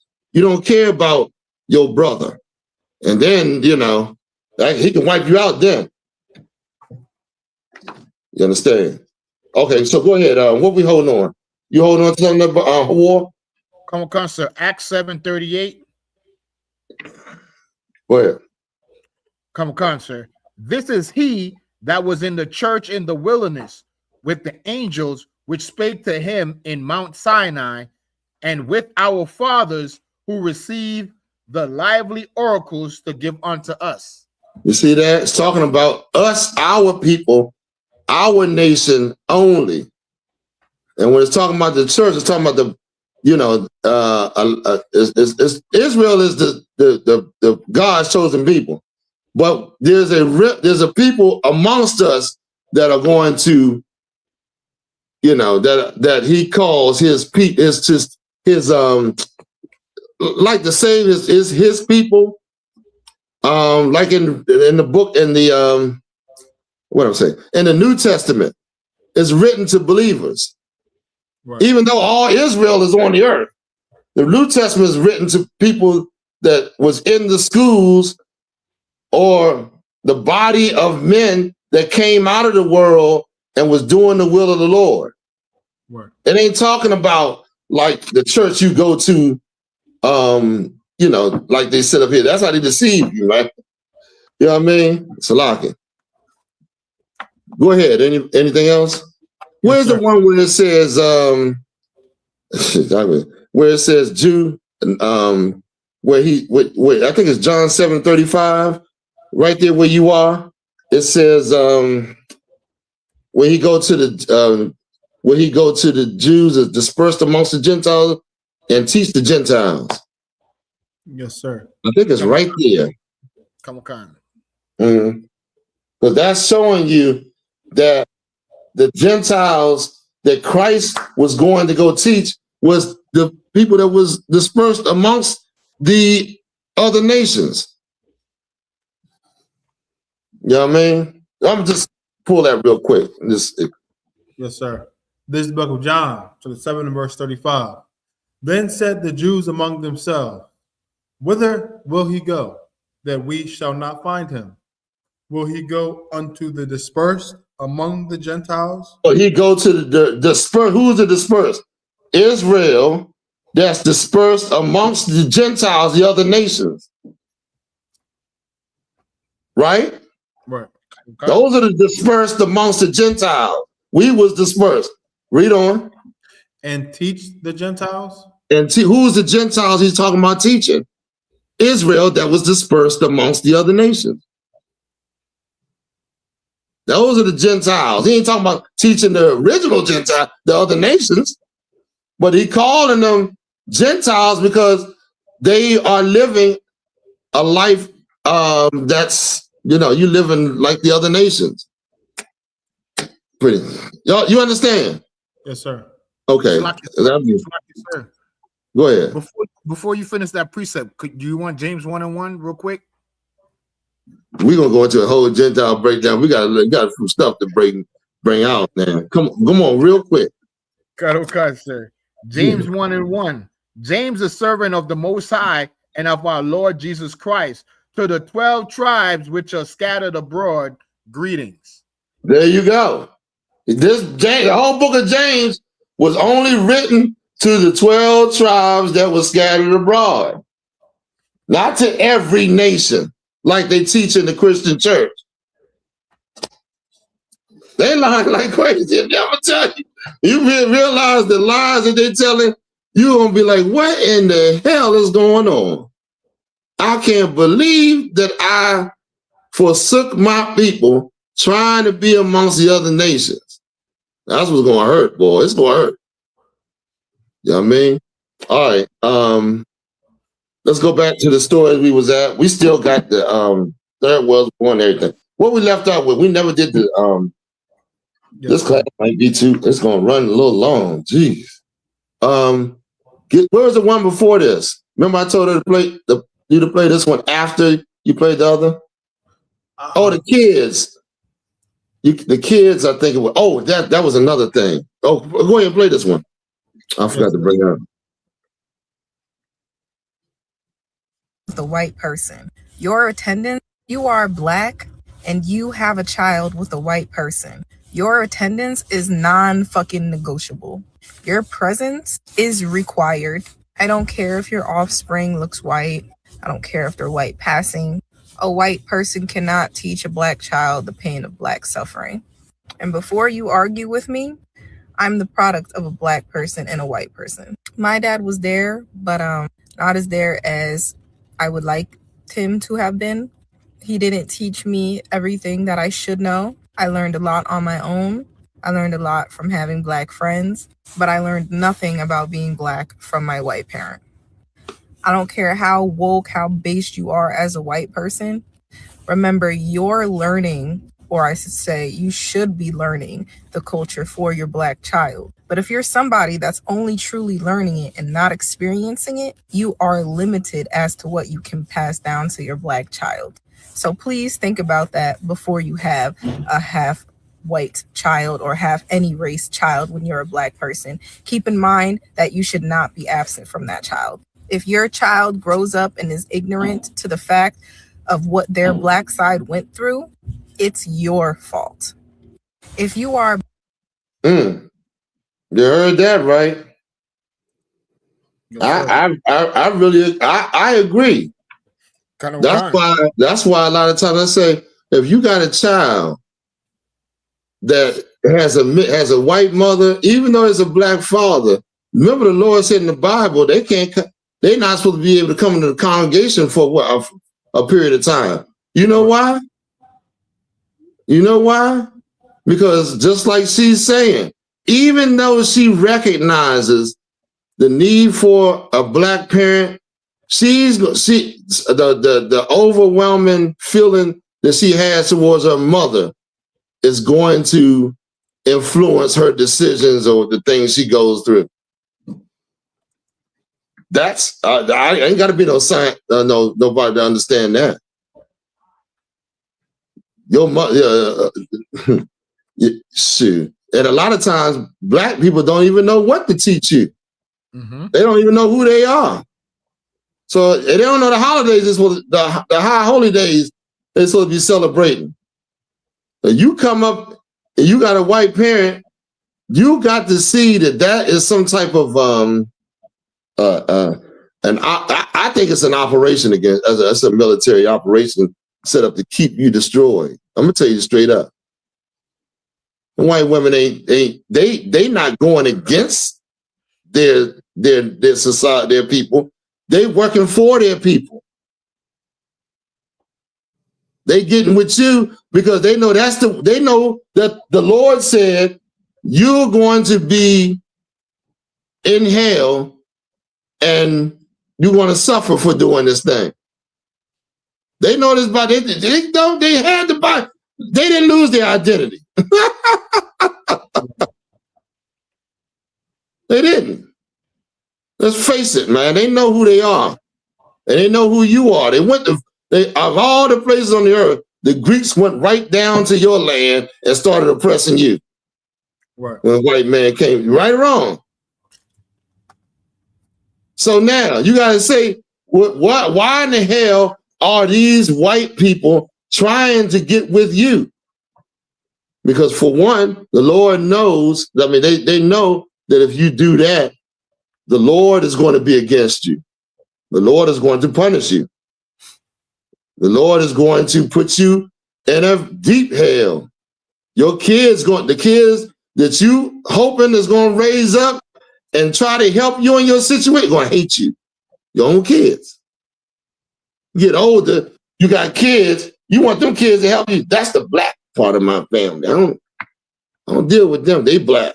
They don't understand they black because you know, they might think they mixed. They might believe the lie. They don't understand that the seed comes from the man. You know what I mean? The whole earth is underneath that damn lie. So you know, a lot comes with that. She on here be like, you know, you got to help your kids out. I agree. Help them out by not having no kids with another nation. Do that. Or reap the curse from it. You know, if you feel that much about it. Boy, this is an evil thing before the Lord, man. All right, let's go. Is that the last one? Last, sir.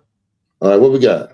We have we still got the World War III. All right, let's go to let's go to. It's something I'm missing, man. We still got we also got the war story, and a young black man was found hanging from a tree. That's the one. That's the one. What you mean her war story?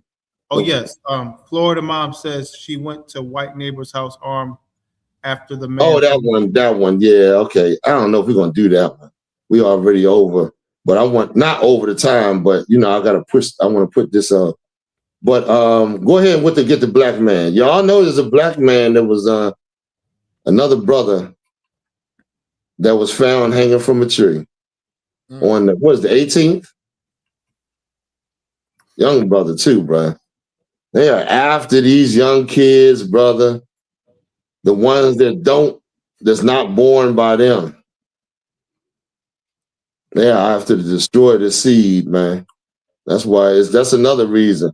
If they can brainwash your women to hate you, if they can, you know, convince them that they having mixed babies, which is not white babies, which they are, they can wipe you out. They can wipe you out.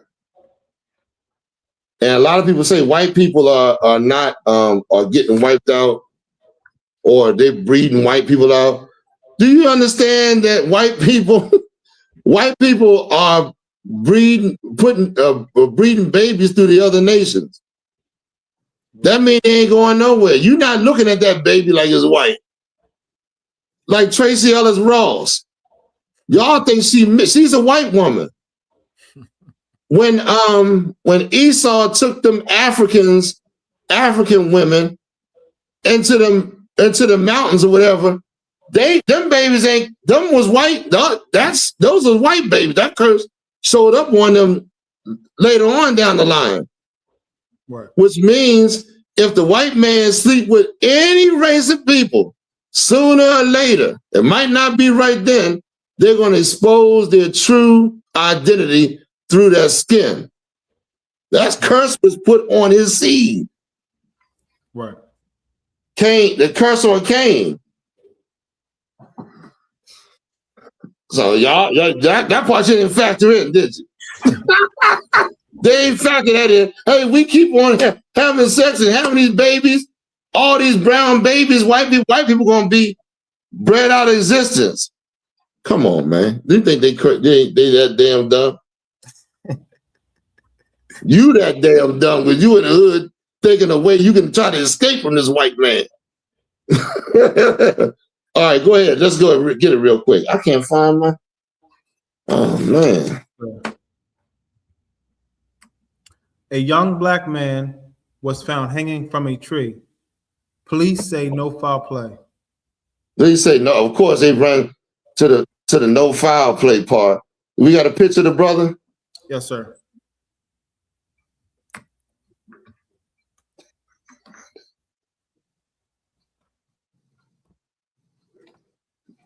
Yeah, young brother too, man. Young brother. Okay, give me some more. Yes, sir. Police insist there's no sound of foul play in Kyle Basina's death as black residents push back against rumors, fear, and a painful racist legacy. That's crazy. Kyle Basina was reported missing on Sunday, February 15th. After days of searching, the 21-year-old was found hanging from a tree in Fair Oaks Park, Marietta, on February 18th. Despite local police sharing that there was no foul play and his death being ruled a suicide, the community wants answers. The disturbing way Basina was found sparked an outpouring of collective grief and anger by the community, as many residents and those online reflected on the country's painful past. Somebody had to see something. Somebody had to hear something and everything, and everybody is just quiet about it, said one resident to 11 Alive News. While they shared that anything was possible, they stressed, do I believe throughout the history of this country that that young black man did that to himself? I'm going to say no. Right. Yeah.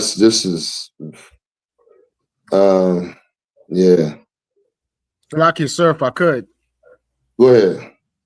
The fact that the minute they found the body, the police say no foul play, makes me believe that the police might be involved. They probably are. I wouldn't doubt it.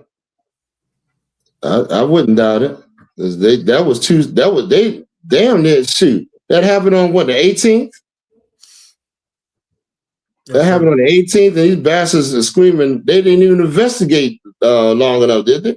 Right, sir.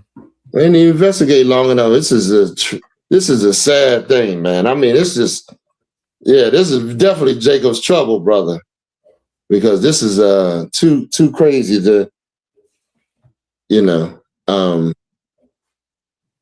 that thing we in. We gotta definitely come together. That's how you know that these preachers are a bunch of goddamn fake liars, man. Because anytime you scatter the sheep, you're allowing them to go amongst the other nations and be destroyed. A real shepherd is going to protect and keep the sheep together, man. That's what Christ said. He said, if one sheep wanders off, I'll go out and bring that sheep back into the fold. Meaning that's a good shepherd, man. That's somebody that knows how to, that's somebody that protects the flock of his, that belongs to his father. Right. Like David. David was a hell of a brother, man. That's how you knew he was a I can't find it. He was a right man for the job, man. You understand? Any more on that story? That was pretty much it on that one, sir. All right, let's get second Ezra. I mean, let's go to World War III. Salak, that's the second Ezra. Yes, sir. I won the second Ezra in this one. Go ahead. I got the video, sir. Okay.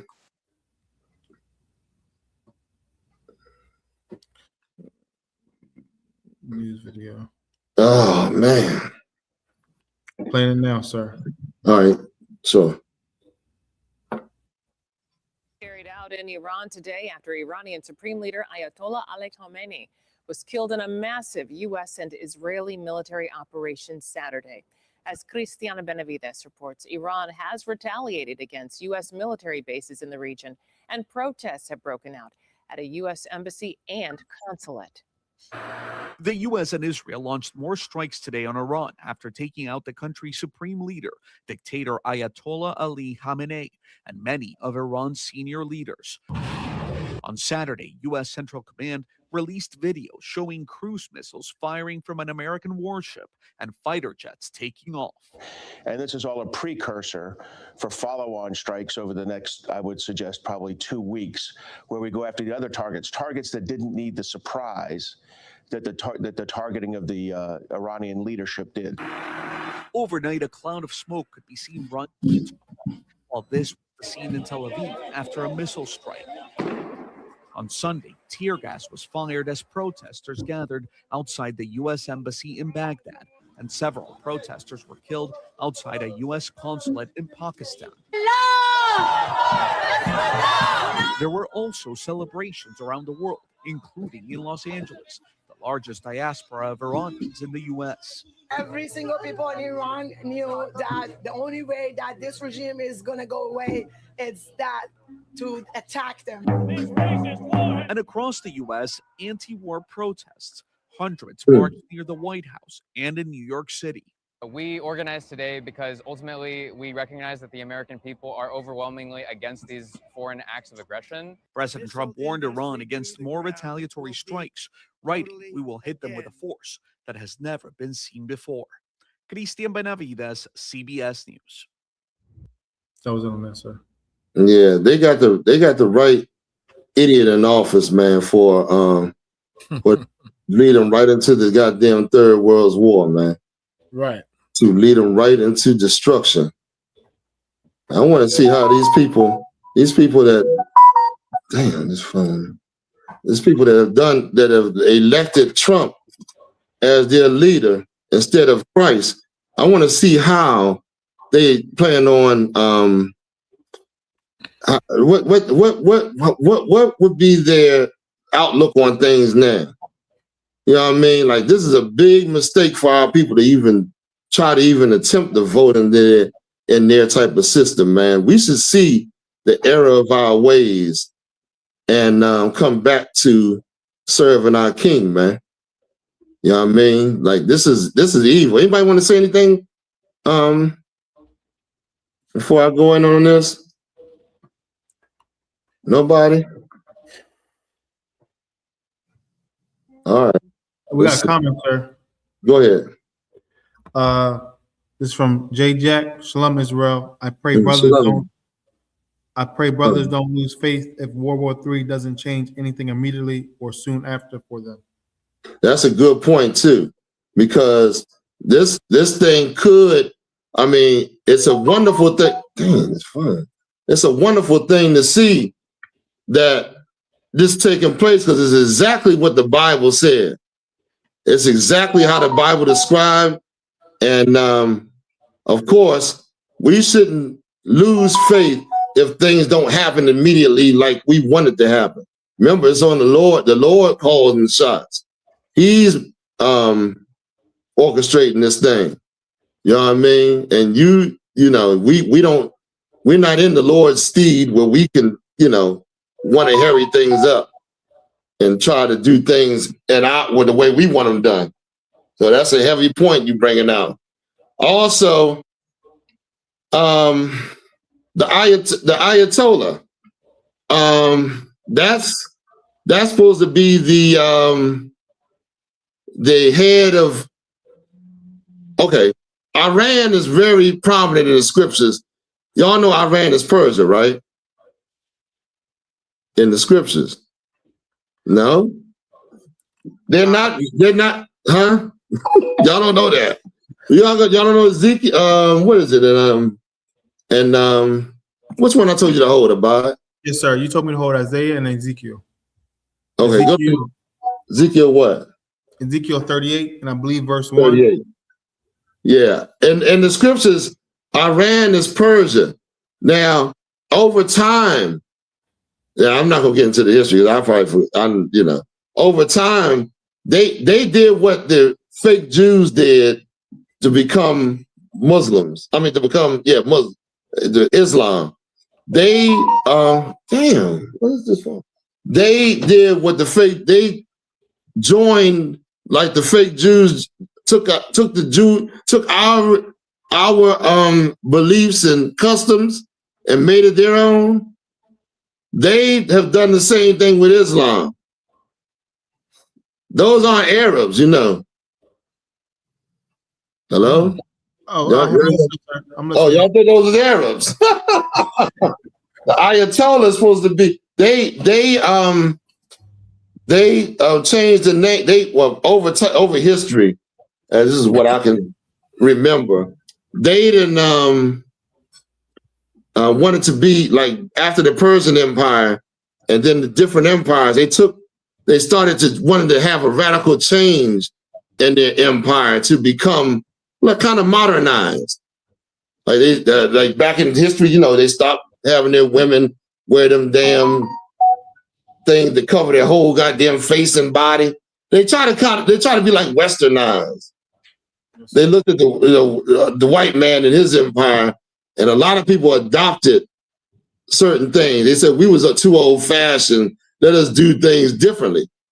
But they had and it's a whole thing with Islam. You got to understand how the Shia and the Sunni and how the Ayatollah became the representative of God to them on earth, meaning he was the one that would teach that would be more like how can I say it? What do I want to say?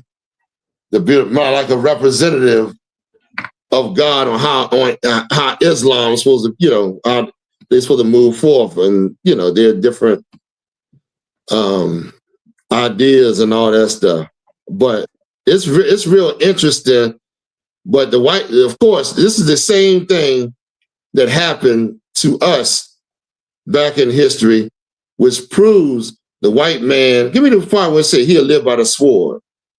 The white man went under what's the whitey's name, Doeg, and killed our priests back in David, during the time of David. I want to go into David too. But he went down, they went there, he killed our priest, and then went to the town where the priest was from and slaughtered the kid, the family, all that other stuff, man. I mean, he just went overboard. Doeg is an Edomite. He's a white man. And this is the same thing happened. We got the Feast of Purim, Salakia, coming up on the 2nd, tomorrow, right? Yes, tomorrow. That's right. So y'all come on in, y'all check out the Feast of Purim, because it's about you. It's about you, black. That lived in Persia after Babylon, meaning the Babylonian kingdom came and carried us out of our land over to Persia, right? Over to Babylon, which is in Iraq. Right there by the Euphrates River. That's what the Lamentations said, they by the rivers of Babylon, the waters of, I'm paraphrasing, we hung our harps. We didn't have no song to sing in captivity. I'm paraphrasing, y'all know that, but you can go check it out. So now, after Babylon Empire was overtook by the Persians, God dang, where did the Lord say that Cyrus was going to be like his anointed? Find that scripture for me. Man, oh man, I'm just. Did you find the other one? Yes, sir. Okay, where we at? Genesis 27 and 40. Can you read her war, Bokashaw?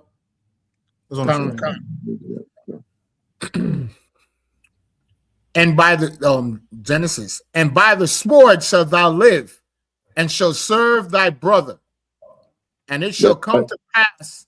Okay, let me break that down. White people don't live because they better technology. Well, they do have better tech, but because they got that by the sword. You know what I mean? Like they go and take what they want. That's what the Lord said. You're gonna live by the sword.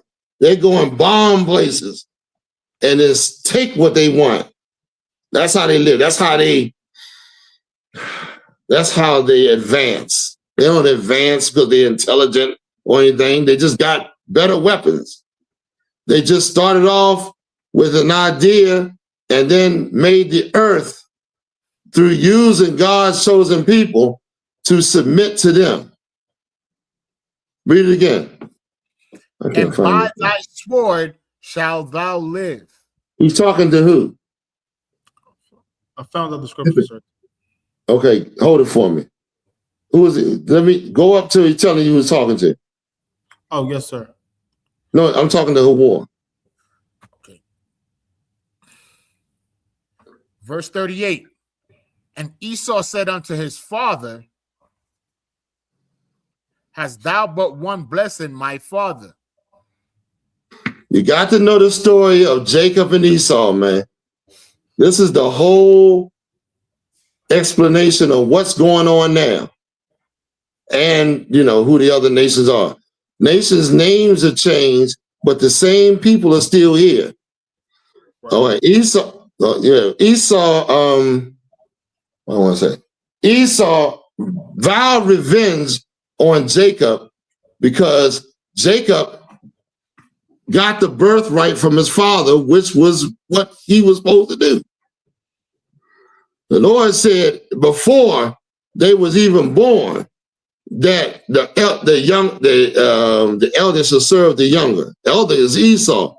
They are going to serve blacks, Latinos, and Native Americans. But this is their time of rulership, which is fastly approaching the end. You understand? Go ahead. Give me some more.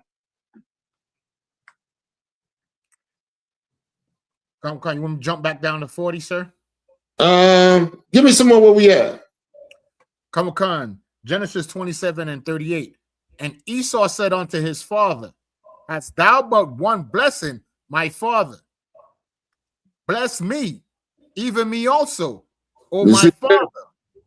Go ahead. And Esau lifted up his voice and wept. He cried. He wept out because he knew the blessing was given to his brother, Jacob. And a lot of people think that it was wrong what Jacob did. Jacob was, what's the word I'm looking for? Jacob was,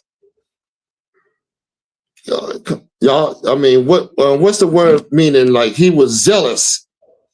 He was zealous for doing the things of the Lord, where Esau didn't give a damn. Right. He didn't give a damn about his birthright.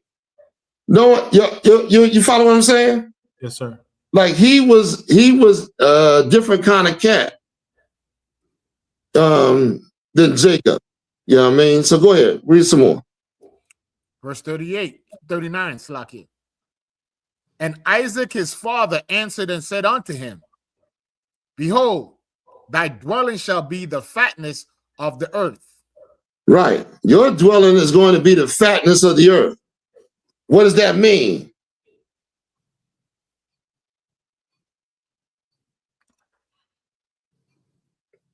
What does it mean? Come on, y'all. Y'all know that. Y'all don't know that. Y'all don't know that. What that mean? What does fatness mean? Salaki, sir. Go ahead. Salaki, sir. The wealth of the earth or the wealth of the nations. That's right. His dwelling is going to be the meaning he is not going to dwell like other nations do. He's something different. Read on. Give me some more. There might be a little bit more to tell you that. And of the dew of heaven from above. Keep going. Verse 40. And by thy sword shalt thou live. You see that? That's what And now here's the thing. This is really amazing to me. The Israelis and the white man in Israel and the white man in America is making sure that all the brown nations don't have no weapons of no nuclear weapons. Well, no, almost. But they're going to, you know, they have shown their aggression towards anybody that's not white.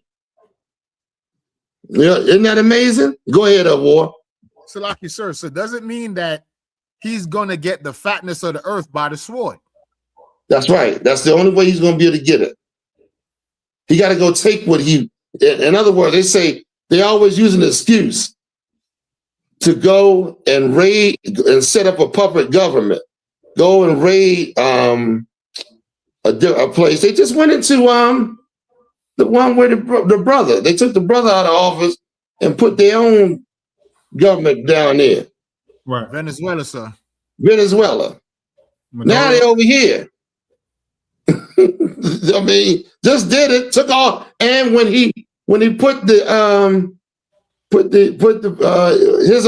his people up there, he took all them damn that oil, which was the intent. The fatness of the earth. He's stealing it. He did the same thing with everything, man. Your crops, your land. Anything, man. You know what I'm saying? Like, it's just over in Africa, my God, he's stealing like crazy over there. You know what I mean? Them Africans ain't got a chance. Which shows you also that the God of Israel is way more powerful than them Arabs' God. Because if the Arabs' God was real, how come they can't get him out of that situation? Right. You know what I mean? But the God of Israel, he's making sure that this man becomes powerful so that he can take his ass down. Right. Go ahead, read on some more. Where we at? Come on, verse 40. And shall serve thy brother. That's the key. That's what he's scared of. He knows it is prophesied that he's going to serve Jacob. Now, here's the question. Who is Jacob?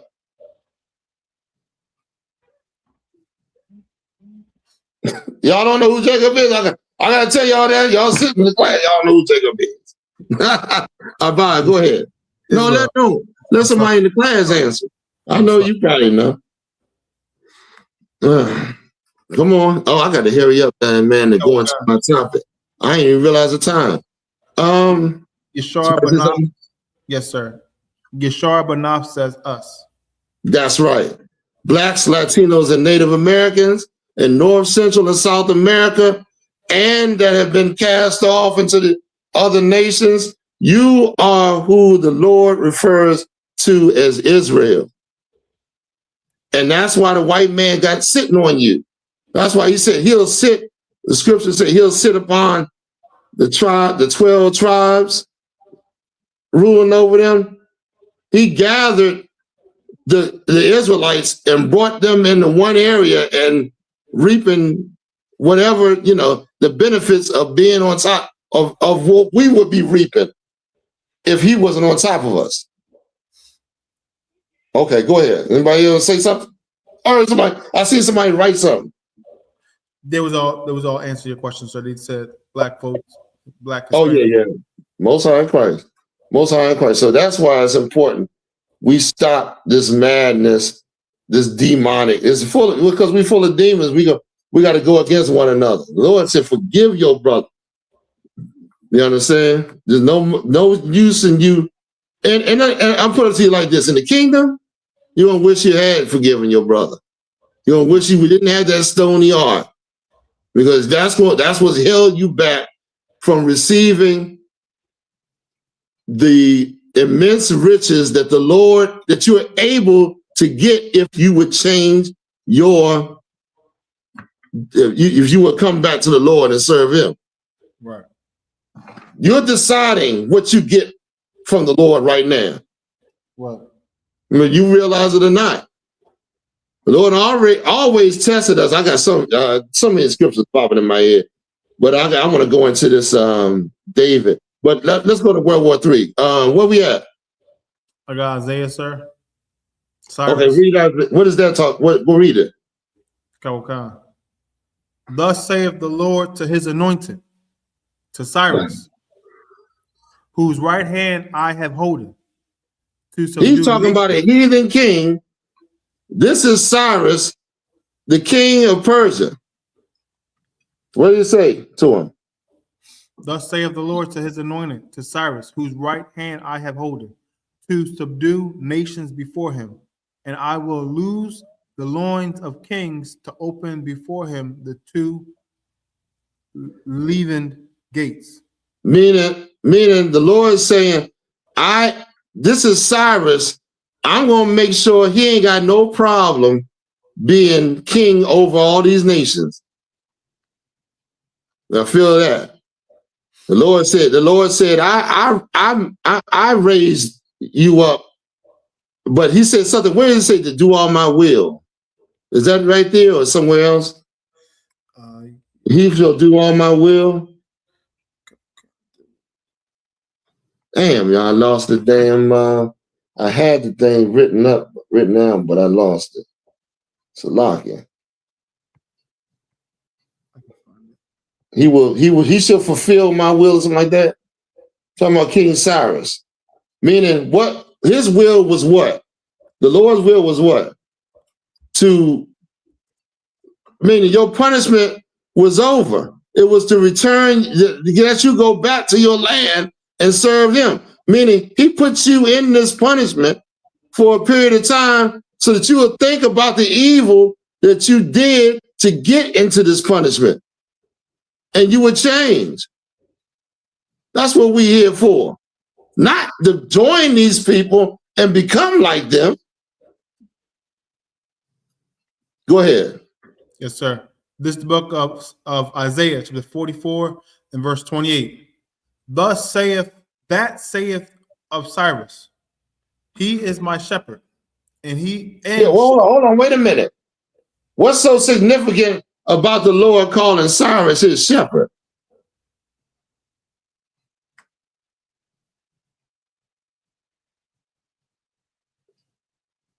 What does a shepherd do? Salaki, sir. Go ahead. A shepherd watches over the flock of sheep. That's right. And the shepherd takes care of, yeah. So that's what the Lord said. The Lord called Cyrus a heathen king, his shepherd. Check the history. There's no other king that how can I say it? I don't want to make him seem like he's anything great, Cyrus himself, but it's the Lord that was doing it, that had done it. Let us out of, say it again? Colonel Khan, I have a precept if you need it, sir. Okay. Cyrus, to let us go back into our land, Babylon would have never did it. Babylon was such a different, it was a different captivity, but they would have never let us go out, which is what the point the Lord is trying to say. Egypt wouldn't have let you go. The Assyrian Empire, if I didn't raise up, well, he could have, of course, the Lord could do whatever he wants, but he's showing you this only way you're going to be able to get out of Babylon is if you turn to me. And that's heavy to understand because we're in Babylon right now. Right. And these devils will never let you out of captivity. Cyrus let you out of, when he said he's your shepherd, meaning he was the one that the Lord, he was going to do the will of the Lord, which was going to release you to go back and, do what you're supposed to, go back and build your nation. Cyrus did, a Persian. That's what we're talking about right now. Iran. You know what I mean? Not that he was any good, but the Lord used him. Go ahead, read on some more. Yes, sir. That saith of Cyrus, he is my shepherd, and shall perform all my pleasure. Even saying to Jerusalem, thou shalt be built into the temple, thou foundation shall be laid. I think that's it on that. Whoa, you want to say something, Salaki? I forgot to come back to you. Sir, I got a precept for what you just said, what Officer Ibar just read, and to prove that the Lord was the one that set up Cyrus. Okay, go ahead. Daniel's 4 verse 17. It's a little bit lengthy, sir. It says, this matter is Salaki, Officer Ibar, can you bring it up, Babu Kasha? Yes. Daniel's 4 verse 17. It says, this matter is by the decree of the watchers and the demand by the word of the holy ones, to the intent that the living may know that the Most High ruleth in the kingdom of men and giveth it to whosoever he will, and setteth up over it the basis of men. You see that? That's that's a good precept right there, boy. Good night. That was right on time. Go ahead. Yeah, that was it? Come, sir. Okay. So let's get a couple of third. Well, give me Jeremiah 16. Hold on. Let's I go into I want to finish up David. I want to finish up David. Go ahead. Yes, sir. This is from Yashar Banath. Sir, what type of people is Iranians? They're Persians. They're not Arabs. They're not Israelites. You follow what I'm saying? Ishmael is the one whose religion that they adopted. You gotta know, that they adopted, and over time became a part of their empire. Meaning they had Iran wasn't formed until what? The 1900s, the early 1900s. Look up when was I? Let me look it up real quick. I want to say 1920s or something like that was where they came up with the term Iran.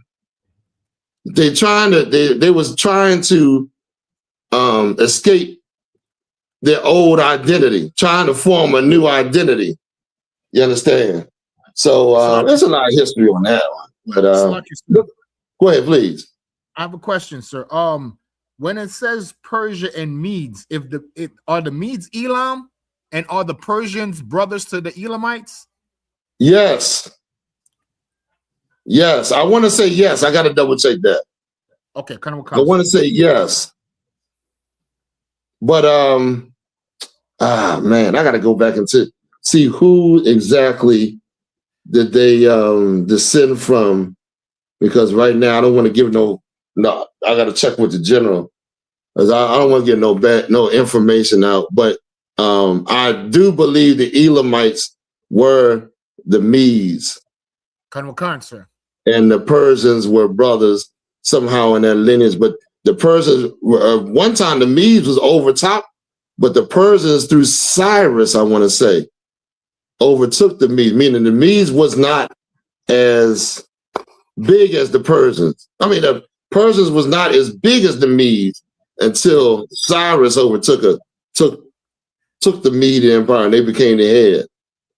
Okay, come. I mean, yeah, but they did adopt Islam, and I think their empires with the Shia is under the Shia.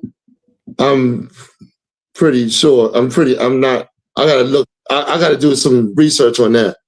Talk to the general on that. But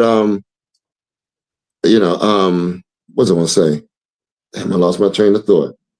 But the Persians, they definitely, Iran is not an old name. Anybody just find that yet? When was Iran created, or the name Iran created? Look it up real quick. Let's see. Yes, sir.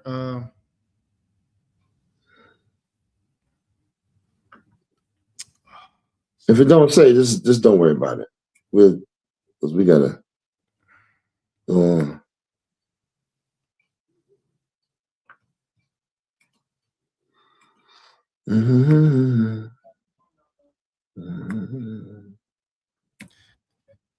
I want to say 1935, but it's from Wikipedia, so I'm not sure. Yeah, I think it is. Or that is the correct. That is the correct date. I think that is around. It sounds like it's right. But anyway. Yes, sir. Am I right?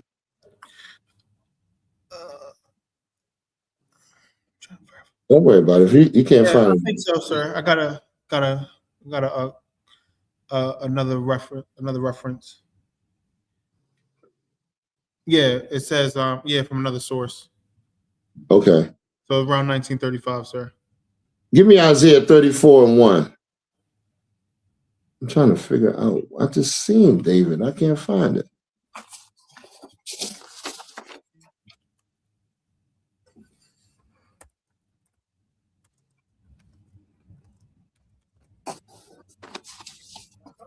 Anybody got any questions in class? We'll check right now. More questions came up. Okay. So like, y'all bear with me for a second because I'm trying to find something, but yeah. I hope I didn't lose it.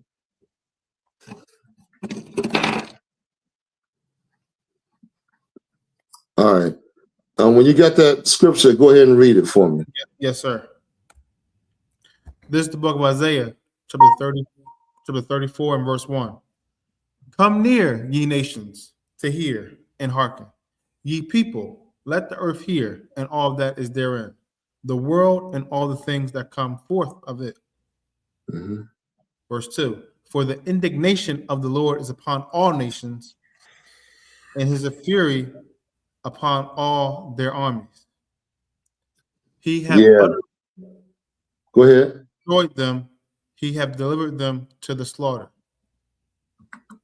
The Lord, go ahead, read on. Verse 3. Their slain also shall be cast out, and their stink shall come up out of their carcasses, and the mountains shall be melted with their blood. See, there's going to be a lot of death on this earth, man. And because the Lord is very angry with the things that are taking place here.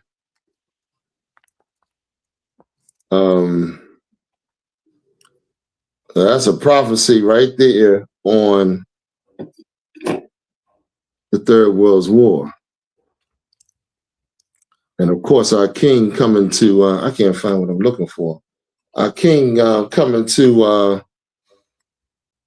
bring destruction on this place, man, and deliver those that have returned to their power and have not,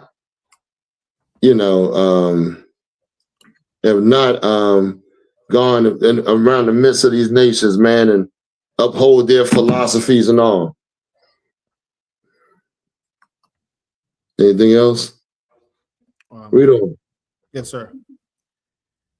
Verse 4. And all the host of heaven shall be dissolved. See that? The host of heaven, they're talking about, what is it talking about right there? What's going to be? Go ahead, War. The armies of the earth, sir. That's right. The armies that protect that are set up to protect these empires, all of them going to be wiped out. It says in Revelations, in 1 hour, all these kingdoms are going to belong to our king, man. You understand? Go ahead, give me some more. War, go to Isaiah 13:1. I don't think we're gonna be able to do David. I was going to go into David unless y'all want y'all. No, that's almost too much time. Go ahead. Go ahead, Abad. Keep going, sir. Yes, sir. Yeah. Khan. And the heavens shall be rolled together as a scroll, and all their hosts shall fall down as the leaf falleth off from the vine. The heavens is talking about the rulerships on this earth are going to be wiped out. The heavens going to be rolled together as a scroll. You know, you lay out a scroll, you can see the words, you roll it together, there's no more to see. You know what I mean? And that's going to be the heavens, the rulerships on this earth. Wiped out.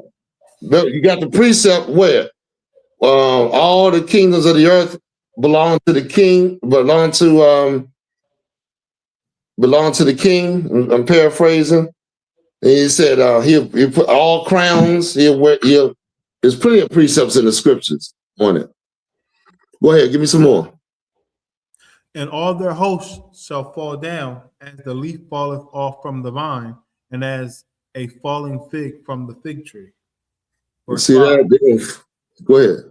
They'll fall down to the ground, and now they're not going to be looked up as great anymore. They're going to be down on the ground, with like a normal person, like everybody else. Now, except us, we're going to be looked up as, you know, those that are doing the will of the Lord. But meaning they ain't going to have no more high. Y'all know what it talks about where Babylon, there's no seat for you, no king for you or whatever. I mean, no rulership. I think that's the precept. Now they come, they fell to the ground. Now they ain't in rulership no more. And that's exactly what it's saying right there. These nations that think that they're going to, you know, they're going to, when the Lord has got very, very old anger for the nations and what they've done to his people, man. You know what I mean? Go ahead. Verse 5. For my sword shall be bathed in heaven. See that? What does that mean? You mean you're gonna go out? Does that mean what do you call it? After you die, it's sword gonna be bathed in it? That Christians always think heaven is talking about. Heaven is talking about when you die, you go before the, you know. It's talking about right here on this goddamn earth, Christian. These nations that rule in this earth, the Lord said, I'm so angry, it's my sword gonna be bathed in the blood of these nations, because I'm gonna be doing a lot of killing. You know what I mean? And then they ain't gonna have no excuse, because it's righteous judgment. Go ahead. Behold, it shall come down upon Idumea. Who's Idumea? Uh-oh. Who's Idumea? There's somebody in the class asked. I ain't hearing nothing from the class, is they? What's going on? Y'all, who's Idumea, y'all? If you don't know, okay, Hawar, go ahead and answer. Idumea is Edom, sir, the so-called white man, our oppressor. That's one of his first places of residence. Idumea, Mount Seir, whenever you see that, talking about Esau. You know what I mean? Go ahead. Yes, the Esau is over there in our land, acting like, you know, they the people of God. Oh, somebody did answer. They answered? Yes. What did it say? Esau, white man, Edom. Yeah, that's right. You know what I mean? The Lord said He's gonna bathe the sword in it with these devils. Go ahead. Yes, sir. Verse and upon the people of my curse to judgment. And the people of my curse. Who's that?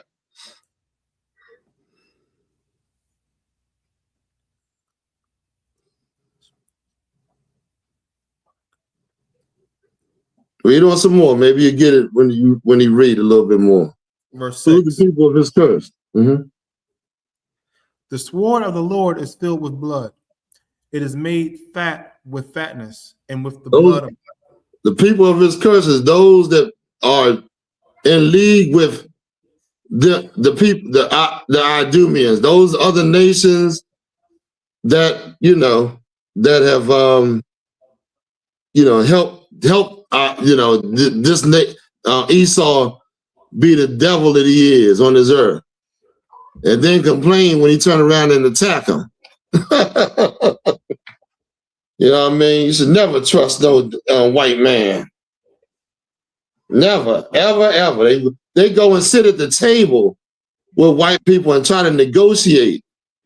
Then when I think Iran didn't want to even deal with it. White man went down there and said, "The hell with that. Let's just attack these bastards. They ain't trying to do what we want them to do." That's what happens when you try to negotiate with this man. You follow what I'm saying? Like, yes, sir. Like they was negotiating with him at one time. But I think the Ayatollah decided, hey, I only want, deal with you. And the white man went over there and bombed the hell out of him. You know what I mean? Go ahead. Is that it on that? Yes, sir. That's it on that. You got Isaiah Hawar?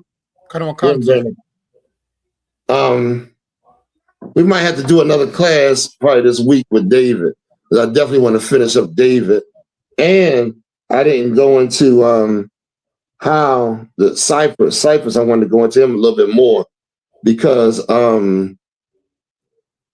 he called him his anointed, which he did the will of the Lord, which was bring us back, let us go back to the land and set up shop, and which is kind of connected to David and what David was trying to do, which was bring the nation together and have them, by fighting the other nations, by destroying the other nations or fighting them, that we have have our land. David was one of the greatest kings to have ever lived in our nation. He was the greatest. I'm gonna tell you why. David went to war against our enemies, man. And I'm gonna say it like this. You ever seen that? Have you ever seen, there's a video where Mike Tyson talks about him, the things he's been through, and his kids not able to understand that. Y'all know what I'm talking about? Y'all ever seen that? Mike said, man, I've been through, you seen it before? Come on, sir. Yeah, Mike say, man, I've been through wars, I've been through this and that. I'm going here. And now the kids I have, they don't understand or experience, even though it's good for you to, you want your kids to have something better, but it's like you lose something as well. And I think, and when I read David and Solomon, David was killing everything that was coming up against Israel, so that Solomon and saved up a huge amount of his own money to put towards the temple, so Solomon could have it easy. Right. But Solomon ain't. I don't think he really like Solomon. Solomon was great. Now, don't get it twisted. Wisest man that ever lived, but he didn't have that thing that David had. To me, you know what I mean? Yes, sir. If I could. Yeah, go ahead, please. Right, because David fought all the battles, so Solomon didn't have to. That's right. So that part of, remember, well, Solomon got it easy. Power, right, Concert, they had 40 years of peace, but David had to go to war with Saul and all the Hamites surrounding Israel to unify the nation. So Solomon never experienced going through all those wars, sir. Salaki. Yeah, not only Hamites, there's white people, there was Edomites. I mean, there's different nations. There was Ammon. They went to war against Ammon. Remember Ammon Ammon, David was he was cool with the one Ammonite king. Then the king died, and he went to go show his respect, went to go pay his respects to the new Ammonite king. He had died, his father died, and that king went and humiliated David's men. Humiliated David's men. They went over there and answered that. You know what I mean? And the Edomites that went when he was going to go to war, but he didn't know. I mean, he was going to go to he was going to go to war with the Philistines to go against Israel, and the Lord, of course, took him out of that because he wrote the Philistines like, ain't that the one? That's the one that killed Goliath. How in the world you gonna go to war with him against his own people or something like that? I can't. But anyway, when David returned, them goddamn Amalekites, the same Jewish man you see over there with the white man from America that's attacking Iran, the Amalekites went and attacked his what he left by. Him and his men left his wives back and all that other stuff. David went to war, man, with them and delivered his wives and all that. So that was, it's a hell of a thing. David was a complete warrior, man. He did a lot for and the territory that we was in we got a lot of.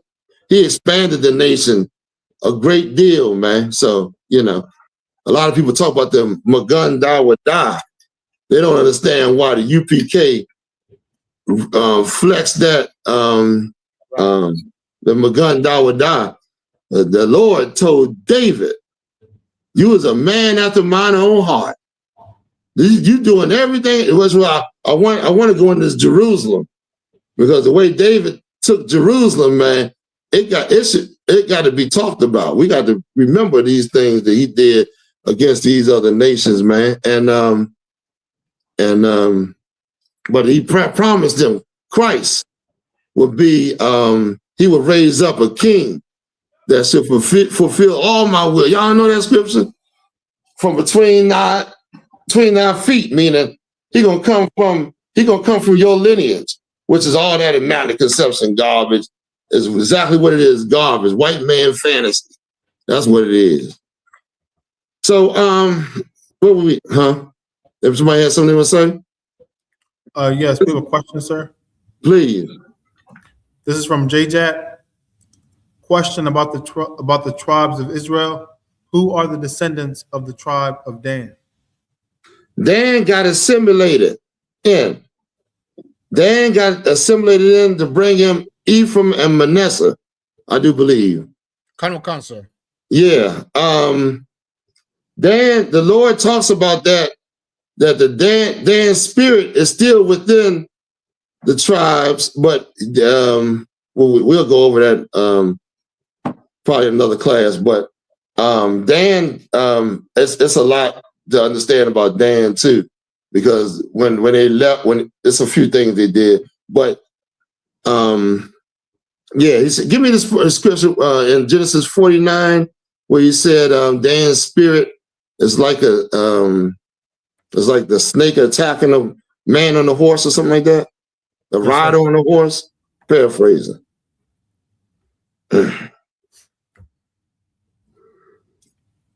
Remember, Joseph didn't get an inheritance, and Dan got fizzled out. I don't know if it was their tribe had a whole bunch of women where it didn't, the Lord, that they couldn't repopulate the tribe or whatever. But the Lord made a prophecy about the tribe of Dan. And I think it's in Revelations too, but go ahead and read that for me. This is the book of Genesis, the 49 and verse 16. Dan shall judge his people as one of the tribes of Israel. Verse 17. Dan shall be a serpent by the way, an adder in the path, that biteth the horse's heel, so that his rider fall backward. You see that? Dan got wiped out, but the spirit of Dan's spirit is still within the 12 tribes. Is that it on that? I have waited for thou salvation, O Lord. No, I think that's it. Yeah, talk about Gad. So yeah, the Lord removed that. You'll see in Revelations when he lists the 12 tribes, Dan is not there. But Ephraim and Manasseh is, which came from Joseph. Remember when Joseph anointed Ephraim over Manasseh? Joseph. No, not Joseph, Jacob. Come. I'm getting the names mixed up. Yeah, Jacob anointed Ephraim over Manasseh. He would be the head. He's a representative of Joseph, who are the so-called Puerto Ricans, and the Cubans are Manasseh. Right. And Manasseh. Go ahead, please. So the metaphor is like Dan is like a serpent. When you walk it, you don't see the snake in the grass, but it's there. So the tribe of Dan is not great in number, but they still around among Manasseh and Ephraim, sir. Salakia. Yeah, that's right. So, okay. Are we going to do Isaiah 13 or are we going to, it's 7 o'clock. What time we start? 4? Let's do a little bit of Isaiah 13. Colonel Khan. Gonna pull that offside back. Start at verse. Oh, go ahead. Start at 1. See what the heck. Colonel Khan, Isaiah 13, verse 1. The burden of Babylon. What does it mean, the burden? What does it mean, the burden of Babylon?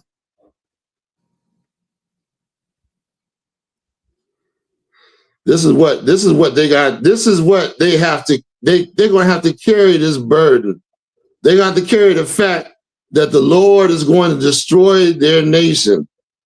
They're going to have to carry around the fact. I mean, you think about it. If you knew that you was, it's good you don't know when you're going to die. Because if you knew the exact date and time you was going to die, it would be a burden on you your whole life until that time came. Right. That's the best I can explain it. Well, right here, what Isaiah is saying, they're going to have to, because the Lord going to put this place to death. So go ahead. Which Isaiah, the son of Amos, did see. Mm-hmm. Yeah, Isaiah saw a vision. This is Isaiah concerning this place, concerning America. Babylon the Great, the precepts. Go ahead. Lift ye up a banner upon the high mountain. Keep going. Exalt the voice unto them. Shake the hand. Speak, meaning the Lord is he's telling the ones that have come back and have come back and doing his will to go out and perform something for him. He'd go out here and tell Babylon that the Lord is going to destroy you.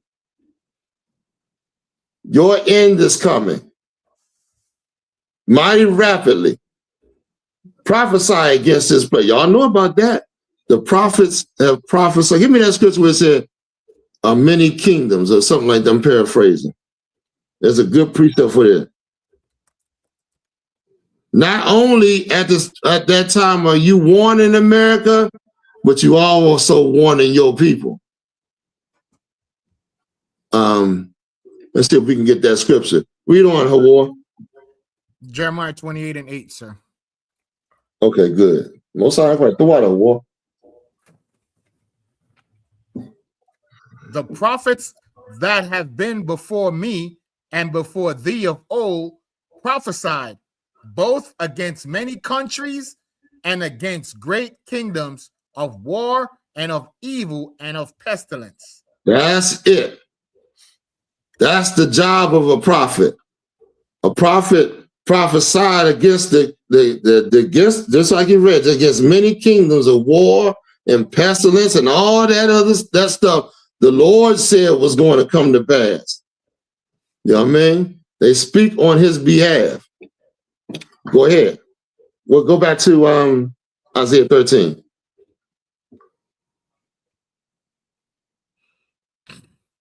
You was in the middle too. Come on. Shake the hand that they may go into the gates of the nobles. Hold on. When you shake the hand, you letting your people know, hey, these things the Lord said was going to come to pass. And what their people going to do? They're going to take them up to the people that's ruling, your wicked preachers, and said, them Israelites on the corner said, God going to destroy America. They said homosexuality is an abomination. They said this. They said that. They said we God's chosen people. The Israelites on the corner. That's the point. The point is to call them out on their evil, man, and their lies that they're telling the nobles. That's why he says shake the hand. You know, say what the Lord tell you to say. This is the burden of Babylon. Remember? Go ahead. Verse 3. I have commanded my sanctified ones. Hold on. Who's the sanctified ones?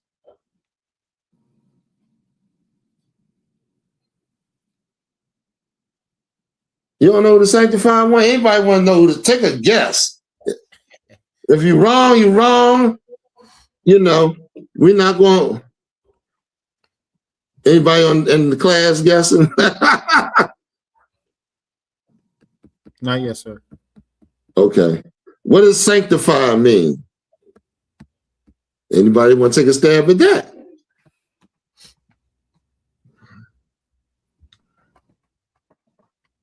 Sanctify means clean. Who's the ones that have been sanctified or clean? Go ahead, Abad, you had your hand up. Yes, sir. Yes, the repentant Israelites. That's right. The brothers and sisters that come into the truth and do the work of the Lord. Those are the ones he's commanding to do this. Read on. I have also called my mighty ones from my anger. Mm-hmm. Who's the mighty ones? Hold on. Who's the mighty ones?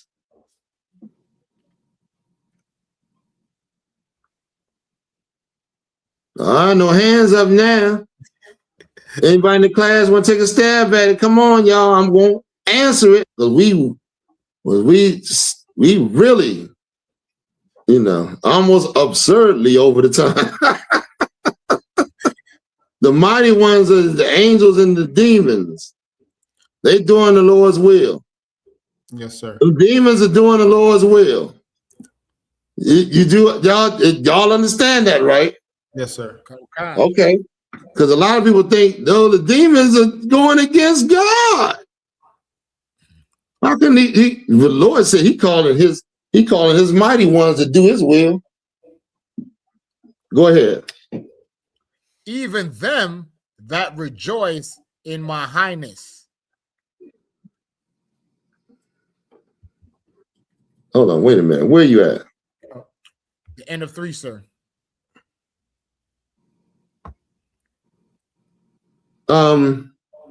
Get me Psalms. Where's the one with Psalm 78 or 49? We're gonna come back to 3. Yes, sir.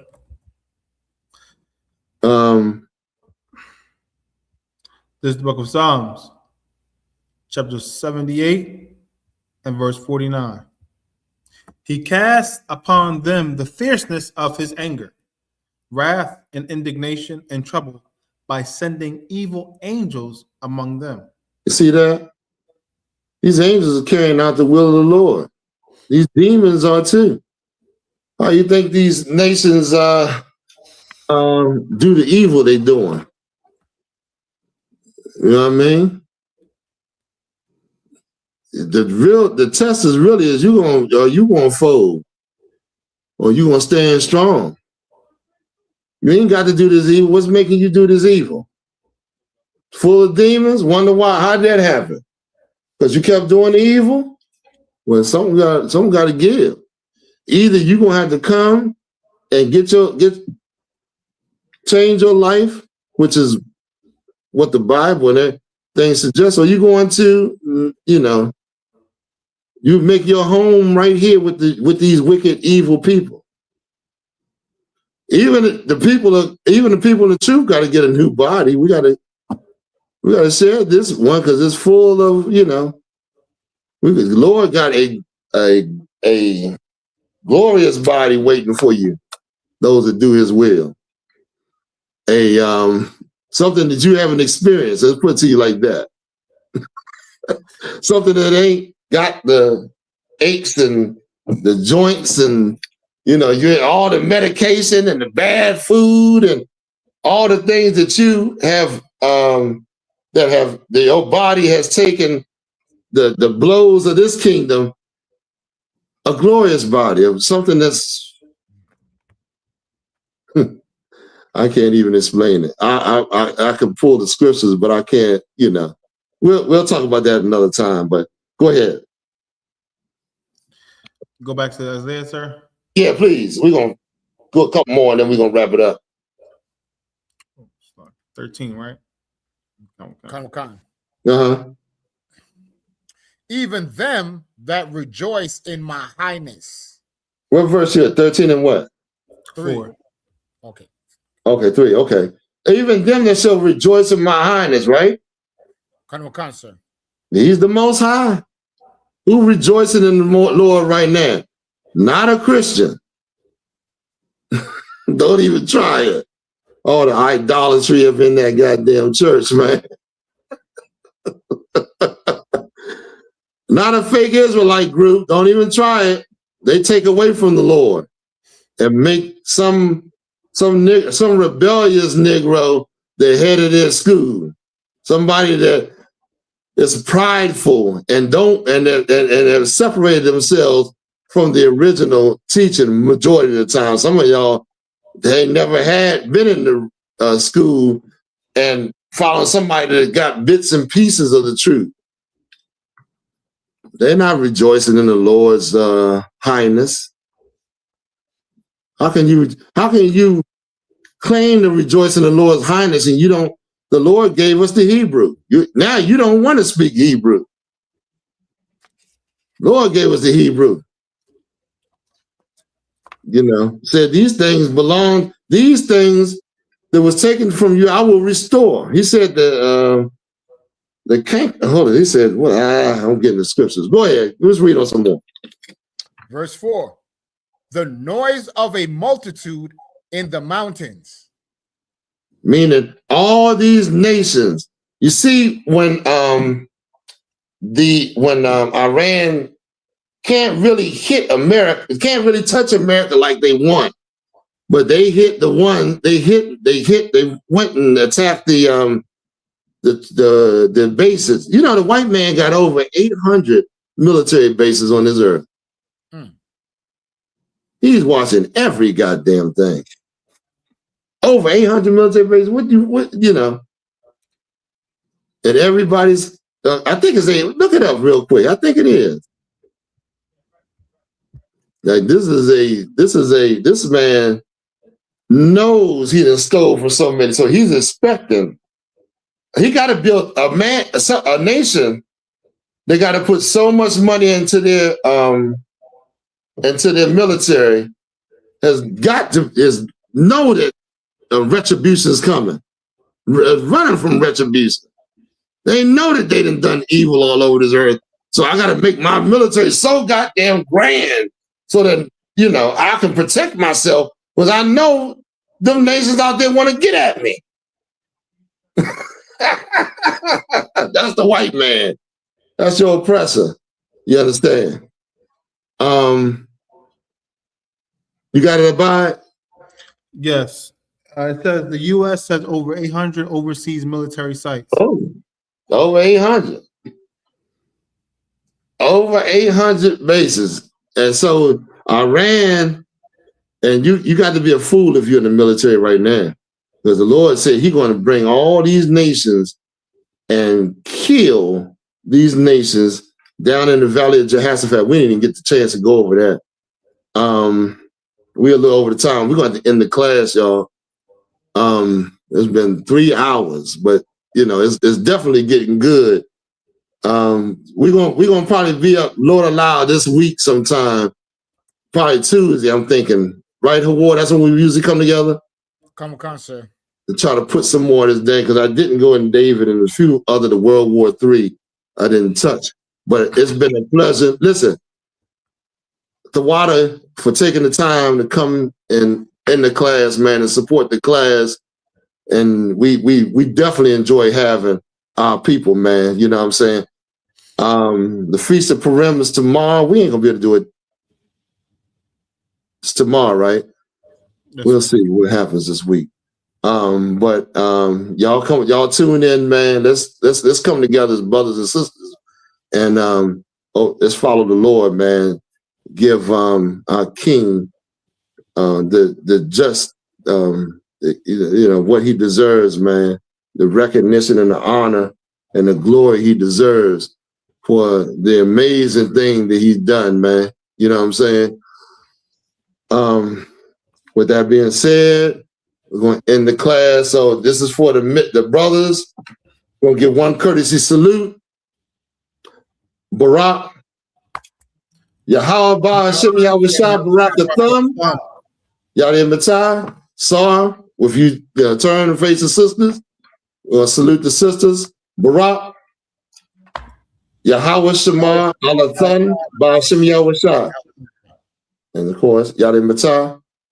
Class dismissed, y'all. Shalom, Israel. It's that time again. The I.S.U.P.K. under Commanding General YAHANNA presents the Lord's 57th Annual Passover.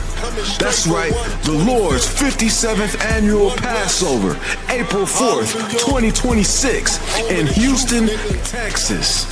All Black, Hispanics, and Native Americans are commanded to observe the Lord's Passover. This will be the biggest Passover to date. You do not want to miss this. Fresh lamb, fresh wine, and bitter herbs as commanded by the Most High. Only $200 per person, ages 17 and up. The biggest event of the year. There is only one Passover, and it's under Commanding General YAHANNA. See you there, Israel. Shalom. Nobody else there to compare to. Train for war, men of war, and warlike apparel. Prefer